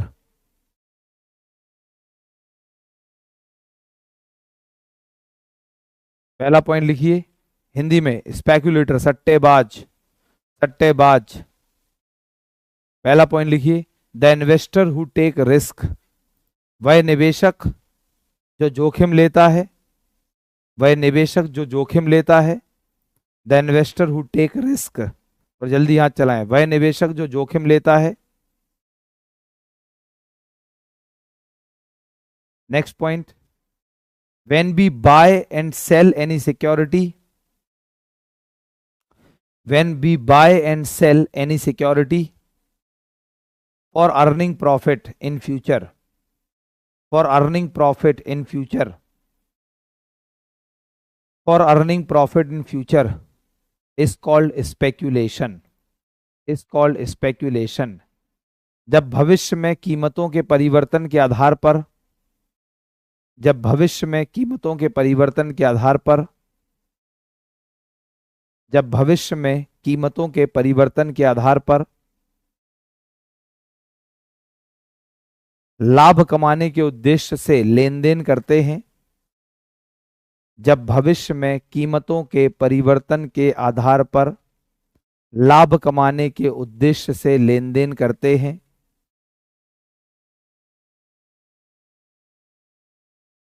हैं, कौमा, सट्टेबाजी कहलाता है, सट्टेबाजी कहलाता है। दोस्तों इसी के नीचे आपको बता दूं, लिखो, जो स्पेक्यूलेटर होते हैं, जो सट्टेबाज होते हैं, स्पेक्यूलेटर, स्पेक्यूलेटर जो सट्टेबाज होते हैं, सट्टेबाज, ये एक्चुअली दो प्रकार के होते हैं, दो प्रकार के होते हैं। शेयर बाजार में सट्टेबाज दो प्रकार के मिलेंगे, एक बुल और दूसरा बियर, एक बुल और दूसरा बियर। इसे कहते हैं तेजड़िया, तेजड़िया, और इसे कहते हैं मंदड़िया, मंदड़िया। एक होता है दोस्तों तेजड़िया और एक होता है मंदड़िया। जो स्पेकुलेटर है वो दो प्रकार का है, स्पेकुलेटर दो प्रकार का है, एक बुल तेजड़िया और दोस्तों एक बियर दैट इज मंदड़िया। तो एक होता है तेजड़िया, एक होता है मंदड़िया, राइट। ये तेजड़िया और मंदड़िया क्या है, बुल और बियर क्या है, समझना। आपने देखा होगा दोस्तों, बुल आपने देखा होगा कई बार जब आप इकोनॉमी वाला पेपर पढ़ते हैं तो उसमें कभी कभी होता है बुल मतलब सांड और बियर मतलब भालू। कभी कभी सांड भालू के ऊपर बैठा है, कभी कभी आप देखते हो कि बुल, हाँ मतलब जो जो भालू है वो सांड के ऊपर बैठा होता है, इमेज आती है। दोस्तों दो तरीके के निवेशक होते हैं, एक होते हैं बुलिश और एक होते हैं बियरिश, एक तेजड़िया एक मंदड़िया। दोस्तों ये क्या होते हैं जरा ध्यान समझना। Bull and bear, they are the two types of investors और टू टाइप्स ऑफ स्पेकुलेटर्स। दोस्तों एक निवेशक जो कहता है कि भाई साहब वो इतना, बुल का मतलब सांड, आप देखो जीवन भर याद रखोगे, बस मुझे सुन लो। बुल मतलब सांड, और सांड कैसा होता है, बहुत एग्रेसिव इन नेचर, बहुत एग्रेसिव इन नेचर, सांड बहुत एग्रेसिव। इसका मतलब है bullish investors are highly optimistic investors. जो तेजड़िया होते हैं वो बहुत आशावादी निवेशक होते हैं। When the shares prices are increasing in the market, बस आप ऐसे बना लो, when the shares prices are increasing in the market like this, when the shares prices are increasing in the market, जब शेयर के प्राइस बाजार में बढ़ते हैं तो क्या होता है, ये लोग शेयर्स खरीदते हैं इन द होप ऑफ रे व्हाट, कि भविष्य में और शेयर का दाम बढ़ेगा, फिर बेचेंगे और पैसा कमाएंगे। ऐसे स्पेक्यूलेटर जब जब शेयर के दाम बढ़े और बढ़ते दामों पर पैसा इन्वेस्ट करें, दैट इज कॉल्ड बुलिश। दोस्तों कुछ निवेशक होते हैं उन्हें हम कहते हैं बियरिश इन्वेस्टर्स, मतलब भालू।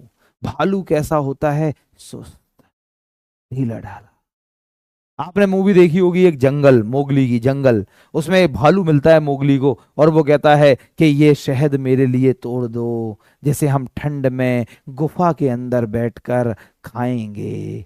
दोस्तों दैट भालू कैसा होता है, निराशावादी, पैसिमिस्टिक, निराशावादी pessimistic.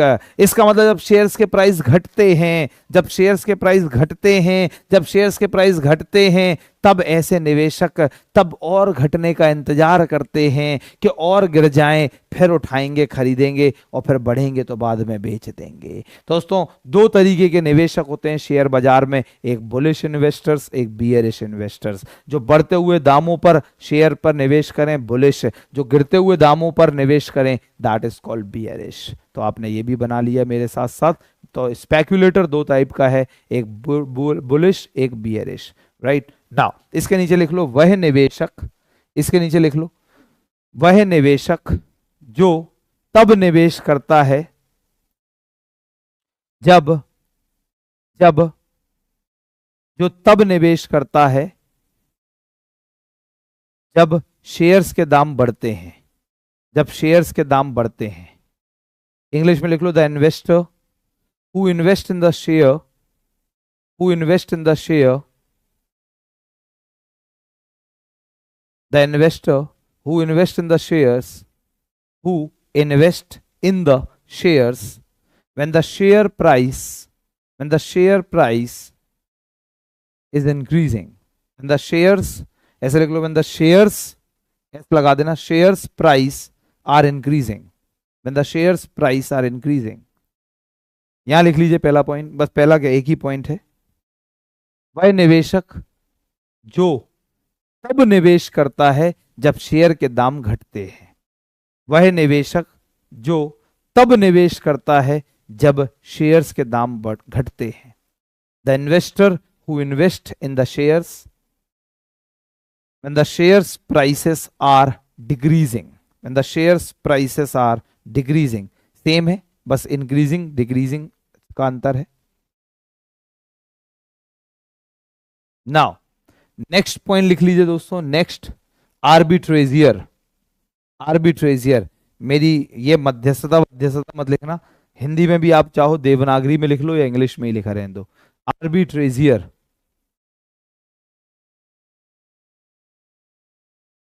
आर्बिट्रेजियर, the investor who buy the securities, the investor who buy the securities from one market, वह निवेशक जो एक बाजार से, वह निवेशक जो एक बाजार से सस्ते दामों पर, सस्ते दामों पर प्रतिभूतियों को खरीदता है, सस्ते दामों पर प्रतिभूतियों को खरीदता है। The investor who buy the securities from one market at lowered price, at lowered price, सस्ते एक बाजार से सस्ते दामों पर प्रतिभूतियों को खरीदता है, एवं उन्हीं प्रतिभूतियों को, एवं उन्हीं प्रतिभूतियों को दूसरे बाजार में महंगे दामों पर बेचता है। And sell the same securities, and sell the same securities in other market, in other market at hired prices, या एट हायर प्राइसेस, हायर्ड नहीं, एट हायर हायर प्राइसेस, एवं उन्हीं प्रतिभूतियों को दूसरे बाजार में महंगे दामों पर बेचता है।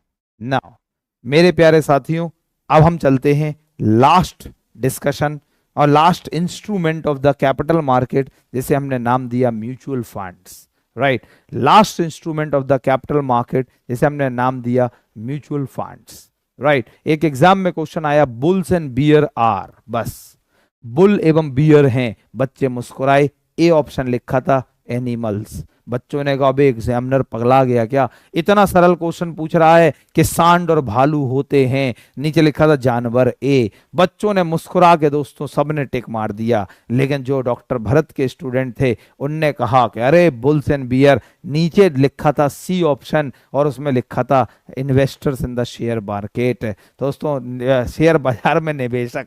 राइट ना दोस्तों, next and the important term is mutual fund. आपने आज से पहले हजारों बार म्यूचुअल फंड सुना होगा, मैं थोड़ा सा समझाने का प्रयास करूंगा आप लोगों को कि म्यूचुअल फंड्स होते क्या हैं। दोस्तों म्यूचुअल फंड्स किसे कहते हैं, जानवरों, ध्यान से सुन लो। राइट दोस्तों, जानवरों वाला नहीं, बुल एंड बियर वाला जानवर, निवेशकों।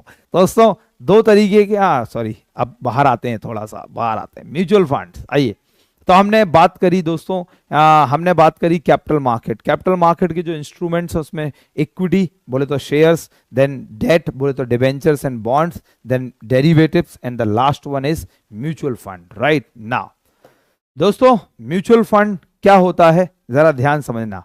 तो म्यूचुअल फंड क्या होता है कि म्यूचुअल फंड्स हम किसे कहते हैं, बस अब थोड़े कमेंट आप रुकिए वरना मैं वहीं पर चला जाऊंगा कमेंट्स में ही आपके। चलिए, अब म्यूचुअल फंड दोस्तों, सबसे पहले बात तो ये कि म्यूचुअल फंड होते क्या है पहले वो समझो। देखो दोस्तों, जैसे ऐसे देखो, यहां पे हम बात कर रहे हैं म्यूचुअल फंड,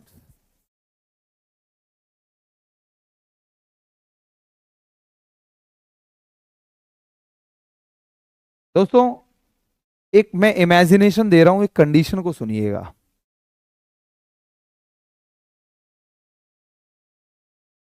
एक कंडीशन मैं आपको दे रहा हूं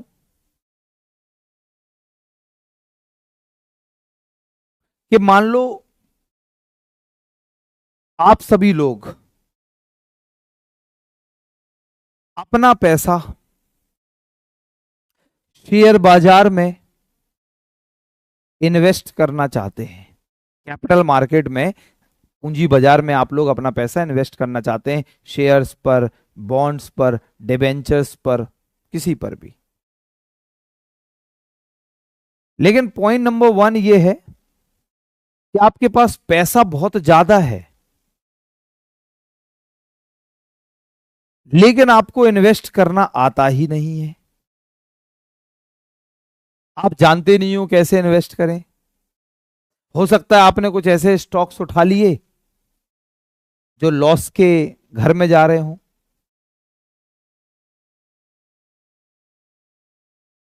जहां पे आपको बहुत ज्यादा लॉस हो जाएगा। या हो सकता है आप सभी लोगों के पास बहुत पैसा है, लेकिन आप अपना शेयर बाजार में निवेश करना चाहते हैं, लेकिन निवेश करना आता नहीं है। या निवेश करना आता है तो पैसा कमाने से इतनी फुर्सत नहीं है कि आप निवेश कैसे करोगे। तो आपने क्या किया वो समझना। ये है दोस्तों आप सभी लोग, ये हैं आप सभी लोग, मतलब investors, those who are willing to invest their money into the share market. They are the many investors in our country who are willing to invest their money into the share market. दोस्तों ये वो निवेशक हैं, they are the investors. ये निवेशक हैं जो अपना पैसा शेयर बाजार में निवेश करना चाहते हैं। बट मैंने बता दिया, या तो निवेश करना आता नहीं या तो समय नहीं। तो आप लोगों ने क्या किया, आप लोगों ने आप लोगों ने अपना अपना पैसा, आप लोगों ने अपना अपना पैसा, ध्यान से देखिए मेरे इस कॉन्सेप्ट को, आपने अपना अपना पैसा क्या किया, आपने अपना अपना पैसा, ये सारा रुपए आपने अपना अपना पैसा उठाकर लाए और आपने मुझे दे दिया, मुझे दे दिया, क्योंकि आई एम द पर्सन और I am having the company. मेरी, मैं एक, या तो एक व्यक्ति हूं या मेरी एक कंपनी है जिसको शेयर बाजार का अक्खा ज्ञान है। शेयर बाजार का दोस्तों फुल नॉलेज है मेरे को, कैपिटल मार्केट का, कब किस कंपनी के शेयर्स पे लगाऊं, कहां बॉन्ड पे लगाऊं, कहां दोस्तों डिबेंचर्स पे लगाऊं। दोस्तों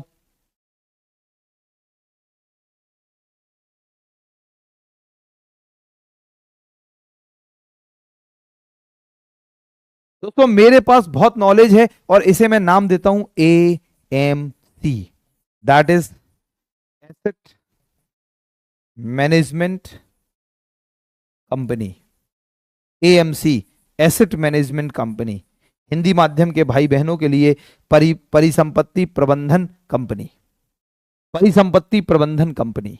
मेरी एक कंपनी है या मैं मान लो एक व्यक्ति हूं और मुझे शेयर बाजार, कैपिटल बाजार के बारे में पूरा नॉलेज है। आप सबने क्या किया, अपना अपना पैसा उठाया और the money that has been pooled by the investors, मैंने आपने अपनी मनी को पूल करके, जैसे हमने कहा भाई साहब चलते हैं फलानी जगह घूमने, सबने क्या कहा, सबने क्या कहा, चलो भैया 10-10 हजार रुपए मिलाते हैं फिर घूमने चलेंगे। तो क्या किया, 10-10 हजार रुपए मिलाए, है कि नहीं। Just give me 1 second.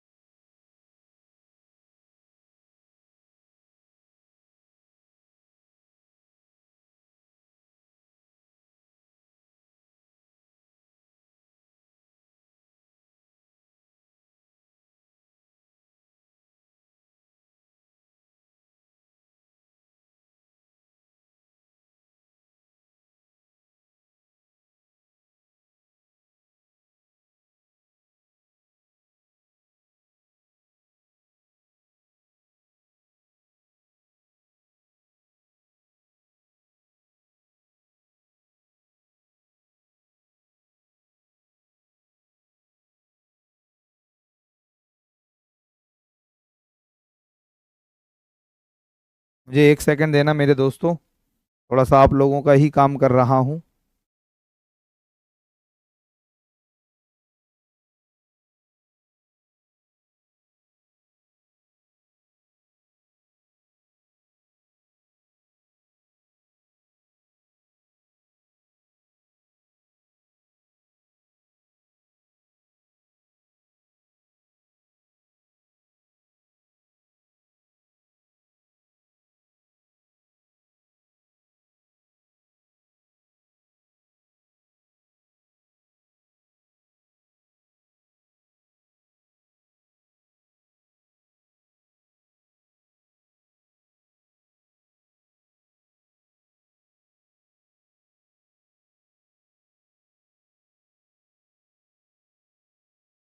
दोस्तों, तो मैं आपको बताना चाहता हूं कि मैंने आप लोगों का जो इन्फ्लेशन के एक टेस्ट 3 और एक टेस्ट 4 अपलोड करवाए हैं, ये थोड़ी देर में आप लोगों को अपलोड हो जाएंगे। आप लोग उन क्वेश्चंस को करिएगा। फिर एक दिन किसी दिन संडे को बढ़िया आराम से बैठकर इंट्रोडक्शन के इन्फ्लेशन के सभी क्वेश्चंस को मैं सॉल्व करवा दूंगा। टेस्ट 3 में मैंने इन्फ्लेशन के 60 क्वेश्चंस दिए हैं और टेस्ट 4 में मैंने सिर्फ इन्फ्लेशन के 100 क्वेश्चंस दिए हैं। आप हिंदुस्तान की किसी एक भी ऐसी कोचिंग लाके मुझे दिखा दो जहां पर सिर्फ इन्फ्लेशन के 160 क्वेश्चंस की आपको प्रैक्टिस करवाई जा रही हो, उस दिन ये मार्कर मैं रख दूंगा और चला न्यास लेकर ऋषिकेश की वादियों में, और दोस्तों पढ़ाना भी छोड़ दूंगा जीवन भर के लिए। राइट, सिर्फ आप लोगों को मैं जितनी मेहनत कर रहा हूं, आप उससे 50% मेहनत कर लो तो आपको मेरी आवश्यकता ही नहीं पड़ेगी और आप सिलेक्ट नहीं, आपकी रैंक आएगी।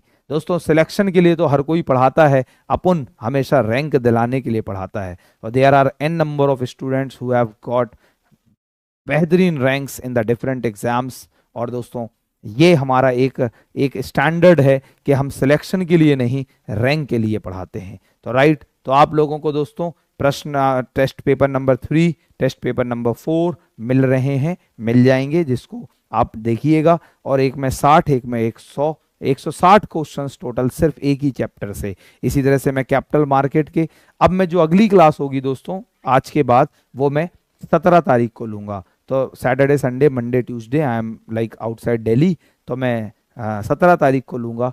तो दोस्तों इसके बीच में मैं कोशिश करूंगा कि मैं कैपिटल मार्केट के भी आपको कुछ क्वेश्चंस दूं। राइट, तो और राहुल जी आप प्लीज मुझे पढ़ाना ना सिखाइए, कह रहे हैं सर जी प्लीज इंग्लिश में भी अपलोड करा दीजिएगा। अबे गधे, इंग्लिश और हिंदी दोनों में बाइलिंगुअल होंगे, आप मुझे पढ़ाना नहीं सिखाइए, आप मुझसे पढ़ना सीखिए का और उसका प्रयास करिए। राइट राहुल जी, चलिए आइए दोस्तों। तो अब म्यूचुअल फंड की हम बात कर रहे थे। तो म्यूचुअल फंड में हम किसे कहते हैं? म्यूचुअल फंड, जैसे आप लोग इन्वेस्टर्स हैं तो आपसे मैंने क्या किया, आप लोगों का पैसा पूल किया। जैसे हमने कहा भैया चलो 10-10 हज़ार रुपए मिलाओ, यहाँ चलते हैं हिमाचल प्रदेश मैक्लोडगंज घूमने। वहाँ एक जगह है दोस्तों, उसके ऊपर उस जगह को हम लोग क्या बोलते हैं, I went there 3 or 4 years back. Triund trek है एक, है। तो दोस्तों अगर हम बात करें तो हम सबने पैसा, आपने सबने इन्वेस्ट किया और एक कंपनी को दे दिया एएमसी, और कहा कि भाई साहब चलो अब आप हम लोगों के बिहाफ पर आप पैसा शेयर बाजार में इन्वेस्ट करो। तो दोस्तों आप मान लो सब लोगों ने अपना अपना पैसा मुझे दिया, मेरे पास दोस्तों पैसा आ गया। जब मेरे पास पैसा आ गया, ध्यान सुनना एवरीवन, जब मेरे पास पैसा आ गया तो पैसा आने के बाद मैंने क्या किया दोस्तों, आपका पैसा उठाया और निकल लिया थाईलैंड, बैंकॉक, अय्याशियां पर। दोस्तों आगे नहीं बताएंगे, तो ऐसा नहीं करूंगा दोस्तों। मैंने क्या किया, आप सबका पैसा लिया और इस एएमसी ने आपका पैसा अलग अलग जगह कंपनीज के शेयर्स पर, कंपनीज के डिबेंचर्स पर, कंपनीज के बॉन्ड्स पर क्या कर दिया, कहीं ना कहीं उस पैसे को री इन्वेस्ट कर दिया आपके बिहाफ पर। आप सोचोगे फिर उसे कंपनी को क्या मिलेगा, आपके बिहाफ पर। राइट, तो सर टीचर्स तो माँ पिता की तरह होते हैं, तो मैं जैसे अपने पापा से कहती हूँ वैसे ही आपसे कह रही। बिल्कुल आयशा, ना थैंक यू, खुश रहिए। Now God bless you. दोस्तों देखिए, आपका पैसा मैंने उठाया, इस कंपनी ने, एसेट मैनेजमेंट कंपनी, और इस कंपनी ने अलग अलग कंपनीज के shares, debentures, bond, here and there कहीं ना कहीं इन्वेस्ट कर दिया। दोस्तों दैट फंड, जो फंड आप लोगों से मेरे पास आया, इस फंड को मैंने कहा, इस फंड को मैंने नाम दिया म्यूचुअल फंड। दैट्स इट, जीवन भर के लिए समझ गए, this is called mutual fund. तो म्यूचुअल फंड क्या होता है? जो फंड जो म्यूचुअली आप सबने अपने इच्छा से मुझे दिया। दोस्तों म्यूचुअल फंड में प्रॉफिट हुआ आपका, लॉस हुआ आपका, मैं क्या लूंगा? मैं अपना कमीशन लूंगा। एसेट मैनेजमेंट कंपनी के भी तो बाल बच्चे होंगे, ये अपना क्या लेगी दोस्तों? ये अपना कमीशन लेगी। प्रॉफिट हुआ तो आपका, लॉस हुआ तो आपका। This is called mutual fund. इसलिए कहते हैं mutual fund are subject to market risk, please read all the documents carefully. Now कहते हैं ना कि म्यूचुअल फंड सब्जेक्ट टू, दोस्तों जल्दी जल्दी बोलते हैं, दिस इज व्हाट, कि म्यूचुअल फंड में निवेश करना जोखिमों के अधीन है, कृपया निवेश से पहले सही रूप से जांच कर लें। This is called mutual fund, that's it, right. Now दोस्तों अगर म्यूचुअल फंड के अंदर थोड़ी सी मैं और बातें करता हूं, तो पहले आप लोग लिखिए it is the money, it is the money, तो जल्दी यहां चलाइए, that has been pooled by the investors, that has been pooled by the investors. It is the money that has been pooled by the investors.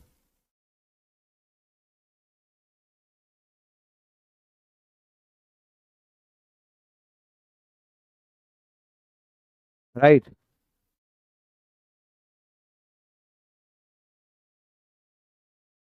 यह एक वित्तीय उपकरण है जिसमें कई सारे निवेशक, यह एक वित्तीय उपकरण है जिसमें कई सारे निवेशक धन को एकत्रित करके,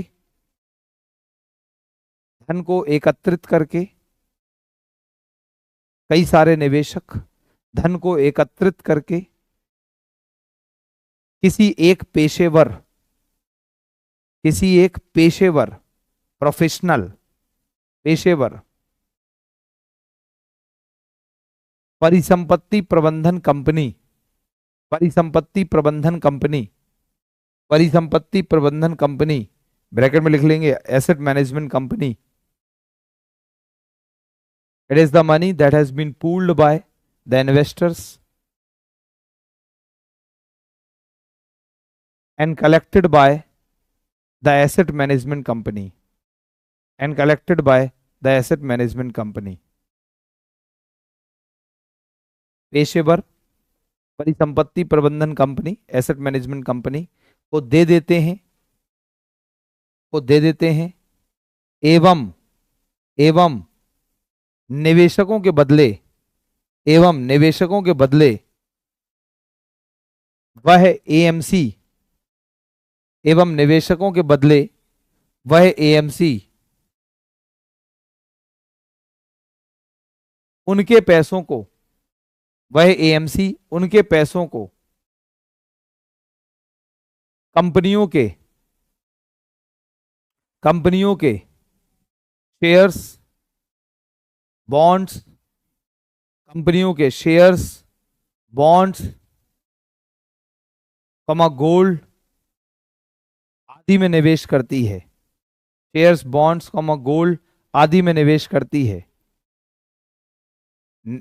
उसी में लिखो, नेक्स्ट पॉइंट में लिख लो इंग्लिश में, the AMC invest, the AMC invests, INVESTS, invests the pooled money, the AMC invests the pooled money onto different securities, onto different securities, like onto different securities like shares, bonds, gold, etc.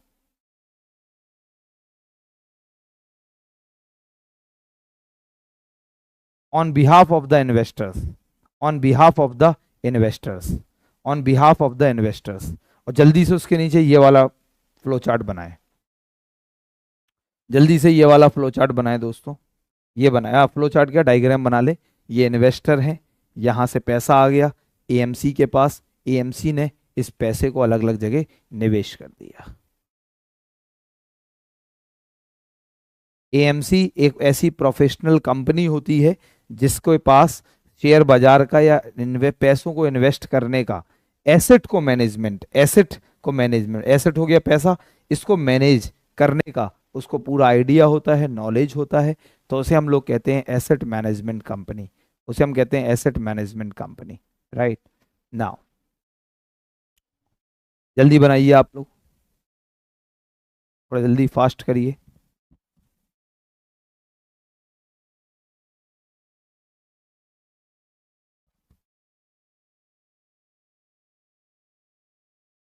चलिए next heading लिखिए। KGS user हैं, कोई कह रहे हैं हम सोचे थे कि पीजी ज्योग्राफी से करेंगे लेकिन आपसे पढ़ने के बाद इकोनॉमी लेने का मन कर रहा है। नहीं नहीं ऐसा मत करना, तुम ज्योग्राफी से ही कर लेना। चलिए दोस्तों, परी सिंह कह रही हैं ऐसे सर पढ़ने वाले में मिले कभी नहीं, पहले पढ़ाने वाले नहीं मिले, मिल जाते सर आप तो पहले भला हो जाता। कोई बात नहीं, जब परमात्मा ने मिलाया तब मिल गए, क्या दिक्कत है। चलो नेक्स्ट हेडिंग लिखिए दोस्तों, types of mutual funds. Next है टाइप्स ऑफ म्यूचुअल फंड्स। दोस्तों पहले मुझे सुन लो फिर एक साथ लिख लेना कि म्यूचुअल फंड्स के कितने प्रकार होते हैं, म्यूचुअल फंड्स के कितने टाइप्स होते हैं। प्लीज पे अटेंशन एंड ध्यान से समझने की कोशिश करना। म्यूचुअल फंड्स के कितने टाइप्स होते हैं, कितने प्रकार होते हैं, बिल्कुल सिंपल है, कुछ लोड नहीं लेना, 1-2 मिनट से ज्यादा मैं लूंगा नहीं, या आप मेरे साथ साथ लिख सकते हैं। इक्विटी म्यूचुअल फंड, जहां भी इक्विटी शब्द आया था मैंने बताया था आपको, इक्विटी शब्द आया था मतलब वो म्यूचुअल फंड जहां पे आपका पैसा शेयर्स पर निवेश किया जाता है, तो इन्हें हम बोलते हैं इक्विटी म्यूचुअल फंड। अगर आपका पैसा शेयर्स पर निवेश किया जाए तो इक्विटी म्यूचुअल फंड, क्योंकि देखो पीछे मैंने बताया कि आपका पैसा शेयर्स पर, डिबेंचर्स, बॉन्ड, गोल्ड, इन सब पर निवेश होता है। तो दोस्तों अगर आपका पैसा एएमसी आपका पैसा शेयर्स पर निवेश कर रही है तो ऐसे म्यूचुअल फंड्स को बोलते हैं इक्विटी म्यूचुअल फंड्स। मेरे साथ साथ लिखते जाइए दोस्तों। यहां पे देखो क्या लिखा, ऋण या निश्चित आय म्यूचुअल फंड, डेट ऋण, या फिक्स्ड इनकम म्यूचुअल फंड। तो फिक्स्ड इनकम म्यूचुअल फंड्स कहां होंगे, जहां पे आपका पैसा कहां इन्वेस्ट किया जाएगा, बॉन्ड्स पर। तो जब आपका जो पैसा है एएमसी ने अगर बॉन्ड्स पर निवेश किया, तो जब आपका पैसा बॉन्ड्स पर निवेश होता है तो फिक्स्ड इनकम, क्यों मैंने बताया था बॉन्ड पे आपको इंटरेस्ट भी मिल जाएगा प्लस एक फिक्स्ड इंटरेस्ट भी, प्रिंसिपल तो मिलेगा ही प्लस फिक्स्ड इंटरेस्ट भी मिलेगा। तो फिक्स्ड इनकम म्यूचुअल फंड या डेट म्यूचुअल फंड मतलब ऋण वाले म्यूचुअल फंड जहां पे आपका पैसा एएमसी के द्वारा बॉन्ड्स पर लगाया जाए। दोस्तों नेक्स्ट लिखा हाइब्रिड। हाइब्रिड क्या होता है दोस्तों, हाइब्रिड थोड़ा ना बताएंगे।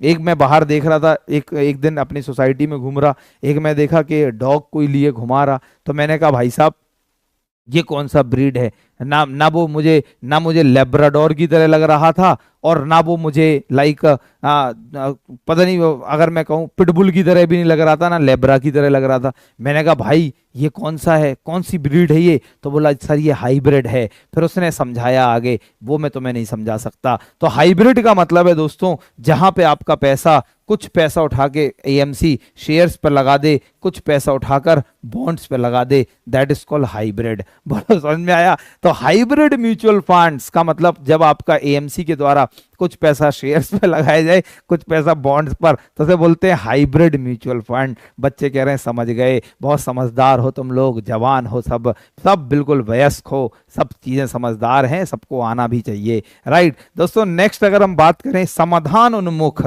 मतलब सॉल्यूशन ओरिएंटेड म्यूचुअल फंड, ये क्या होते हैं भाई। सॉल्यूशन ओरिएंटेड म्यूचुअल फंड क्या होते हैं, मान लो दोस्तों मेरी एक प्राइवेट नौकरी है, जरा ध्यान समझना दोस्तों, ज्यादा नहीं समझो अभी फिलहाल ये समझ लो दोस्तों। मान लो मेरी एक प्राइवेट नौकरी है, अब मेरी एक प्राइवेट नौकरी है और पता नहीं दोस्तों कल रहे या ना रहे, तो अब मेरा बच्चा बड़ा हो रहा है।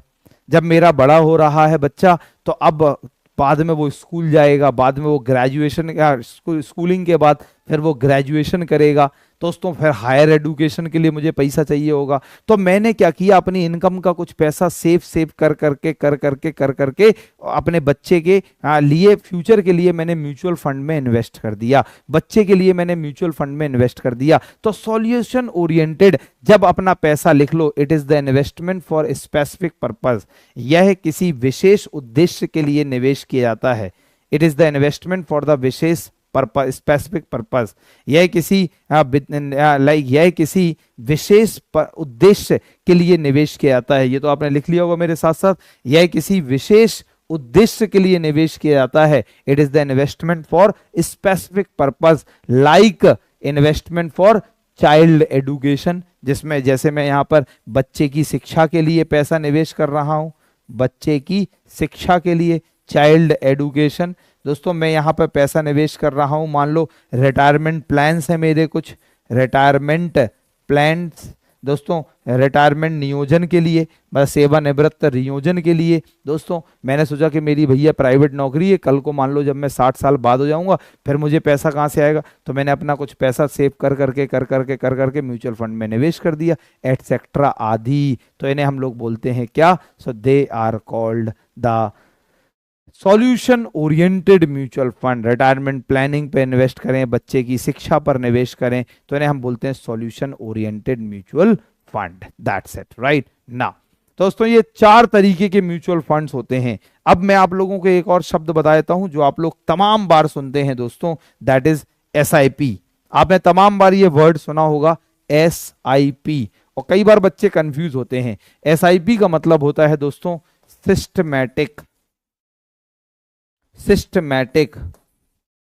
Investment plan, this is called SIP। जैसे आपने तमाम सारे भैया से, भाभी से, अपने घर में, परिवार में बात करते हुए सुना होगा कि भैया SIP करवा ली मैंने, 5,000 की मेरी SIP चल रही है। तो ये SIP क्या होता है, this is called systematic investment plans, right. So what is SIP, systematic investment plans. Listen to me very carefully, what is systematic investment plan. आज क्लास 12:05 तक चलेगी। तो सिस्टमैटिक इन्वेस्टमेंट प्लान्स का मतलब होता है दोस्तों, और हाँ एक और अनाउंसमेंट है कि 17 तारीख से आप लोगों की जो क्लासेस हैं वो 9 बजे से शुरू होंगी, और अब अपन इकोनॉमी 9 से 12 डेली पढ़ा करेंगे। तो 17 तारीख से जो आपकी क्लास है वो 9 बजे से शुरू होगी, और अब हम 9 से 12 डेली 3 घंटे की इकोनॉमी पढ़ा करेंगे। और पूरा जो हमारा 17 तारीख से लेकर पूरा जनवरी, आधा जनवरी बचेगा और जो फरवरी रहेगा, इस बीच में हमारा कोशिश होगी कि हम पूरा का पूरा अपना इकोनॉमी खत्म कर लें,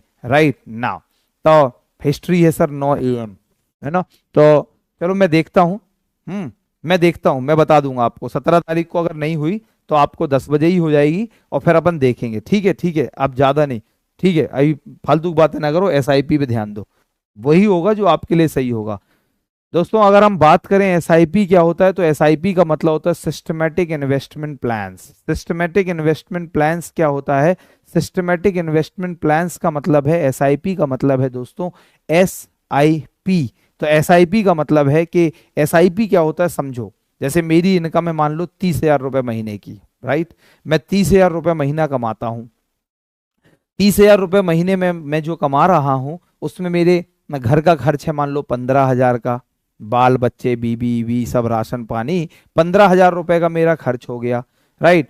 5,000 रुपए का मेरा कोई और एक्स्ट्रा खर्चा है, ठीक है दोस्तों, वो हो गया, राइट। तो संडे को फिर हम लंबी क्लास लिया करेंगे। फिर एक अच्छा आइडिया है कि हम 10 से 12 ही चलाते रहेंगे, और लेकिन संडे को हम 4-4, 5-5 घंटे के मैराथन सेशंस लेंगे। दोस्तों इससे आपका सिलेबस कंप्लीट हो जाएगा, और मुझे पूरा पढ़ाने का मौका भी मिल जाएगा। थोड़ा आप भी सपोर्ट करो, थोड़ा मैं भी मेहनत करता हूँ। दोस्तों अगर मैं कह रहा हूँ 5-5, 6-6 घंटे के सेशंस लूंगा, तो उससे फायदा किसको है, आपको है। नुकसान किसे, मुझे, मेरी टांगों को है। लेकिन मैं अपने टांगों का दर्द सह सकता हूँ, लेकिन तुम्हारे एग्जाम में क्वालिफाई और तुम्हें इकोनॉमिक्स बिना सिखाए नहीं रह सकता हूँ। मैं अपने टांगों का दर्द सह सकता हूं, लेकिन तुम्हें इकोनॉमिक्स सिखाए बिना नहीं रह सकता हूं। तो इसलिए हम ऐसा प्लान करते हैं कि सैटरडे संडे जब वीकेंड होता है, या संडे है, या किसी दिन ऑफ है, क्योंकि अपन तो 7 दिन पढ़ाते हैं, अपना रूल है। तो दोस्तों फिर हम संडे को 6-6 7-7 घंटे का सेशंस लेंगे, एंजॉय करेंगे दोस्तों उस दिन। Sunday we will have a party with economics ज्ञान। चलो फिलहाल अभी ये समझो, SIP systematic investment plans. Systematic investment plans क्या होते हैं दोस्तों? मान लो मेरा 30,000 इनकम है, 15,000 मेरा घर राशन पानी में चला गया, 5,000 रुपए की मेरी कोई किस्त विस्त चल रही थी उसमें चला गया, हो गए मेरे 20,000। अब मान लो मेरे पास 2-3 हज़ार मैंने अपने 5,000 और मान लो मैंने मिसलेनियस एक्सपेंडिचर के लिए भी रख लिए, मैंने मिसलेनियस एक्सपेंडिचर के लिए भी रख लिए कि चलो कोई बीच में खर्चा आ गया महीने भर, ये 5,000 रुपए इसमें काम आ जाएंगे।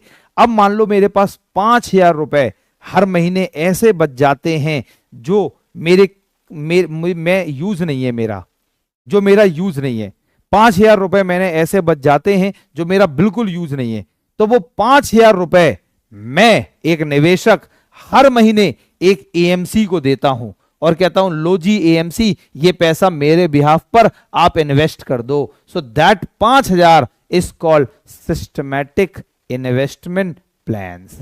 तो आपने 5,000 की एसआईपी करा ली, तो इसका मतलब एसआईपी क्या होता है कि आपकी इनकम का वो हिस्सा जो आप इन्वेस्ट करना चाहते हो, तो आपने वो एसआईपी करा ली। अब वो इन्वेस्टमेंट करने के बाद आप वही पैसा कहाँ लगाते हो? म्यूचुअल फंड्स में लगाते हो। तो तमाम सारे बच्चे म्यूचुअल फंड और एसआईपी को एक ही समझते हैं।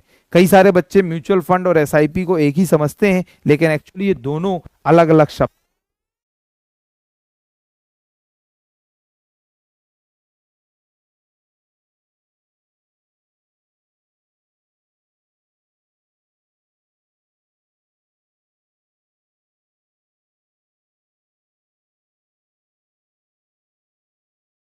दोस्तों तो आपने दैट इज कॉल्ड एसआईपी। 5-5 हज़ार की आपने क्या करा ली? एसआईपी करा ली है। तो अब हम एक काम करेंगे, इस टॉपिक को कंप्लीट करेंगे हम अपने इन टॉपिक को, और वो भी अगली क्लास में।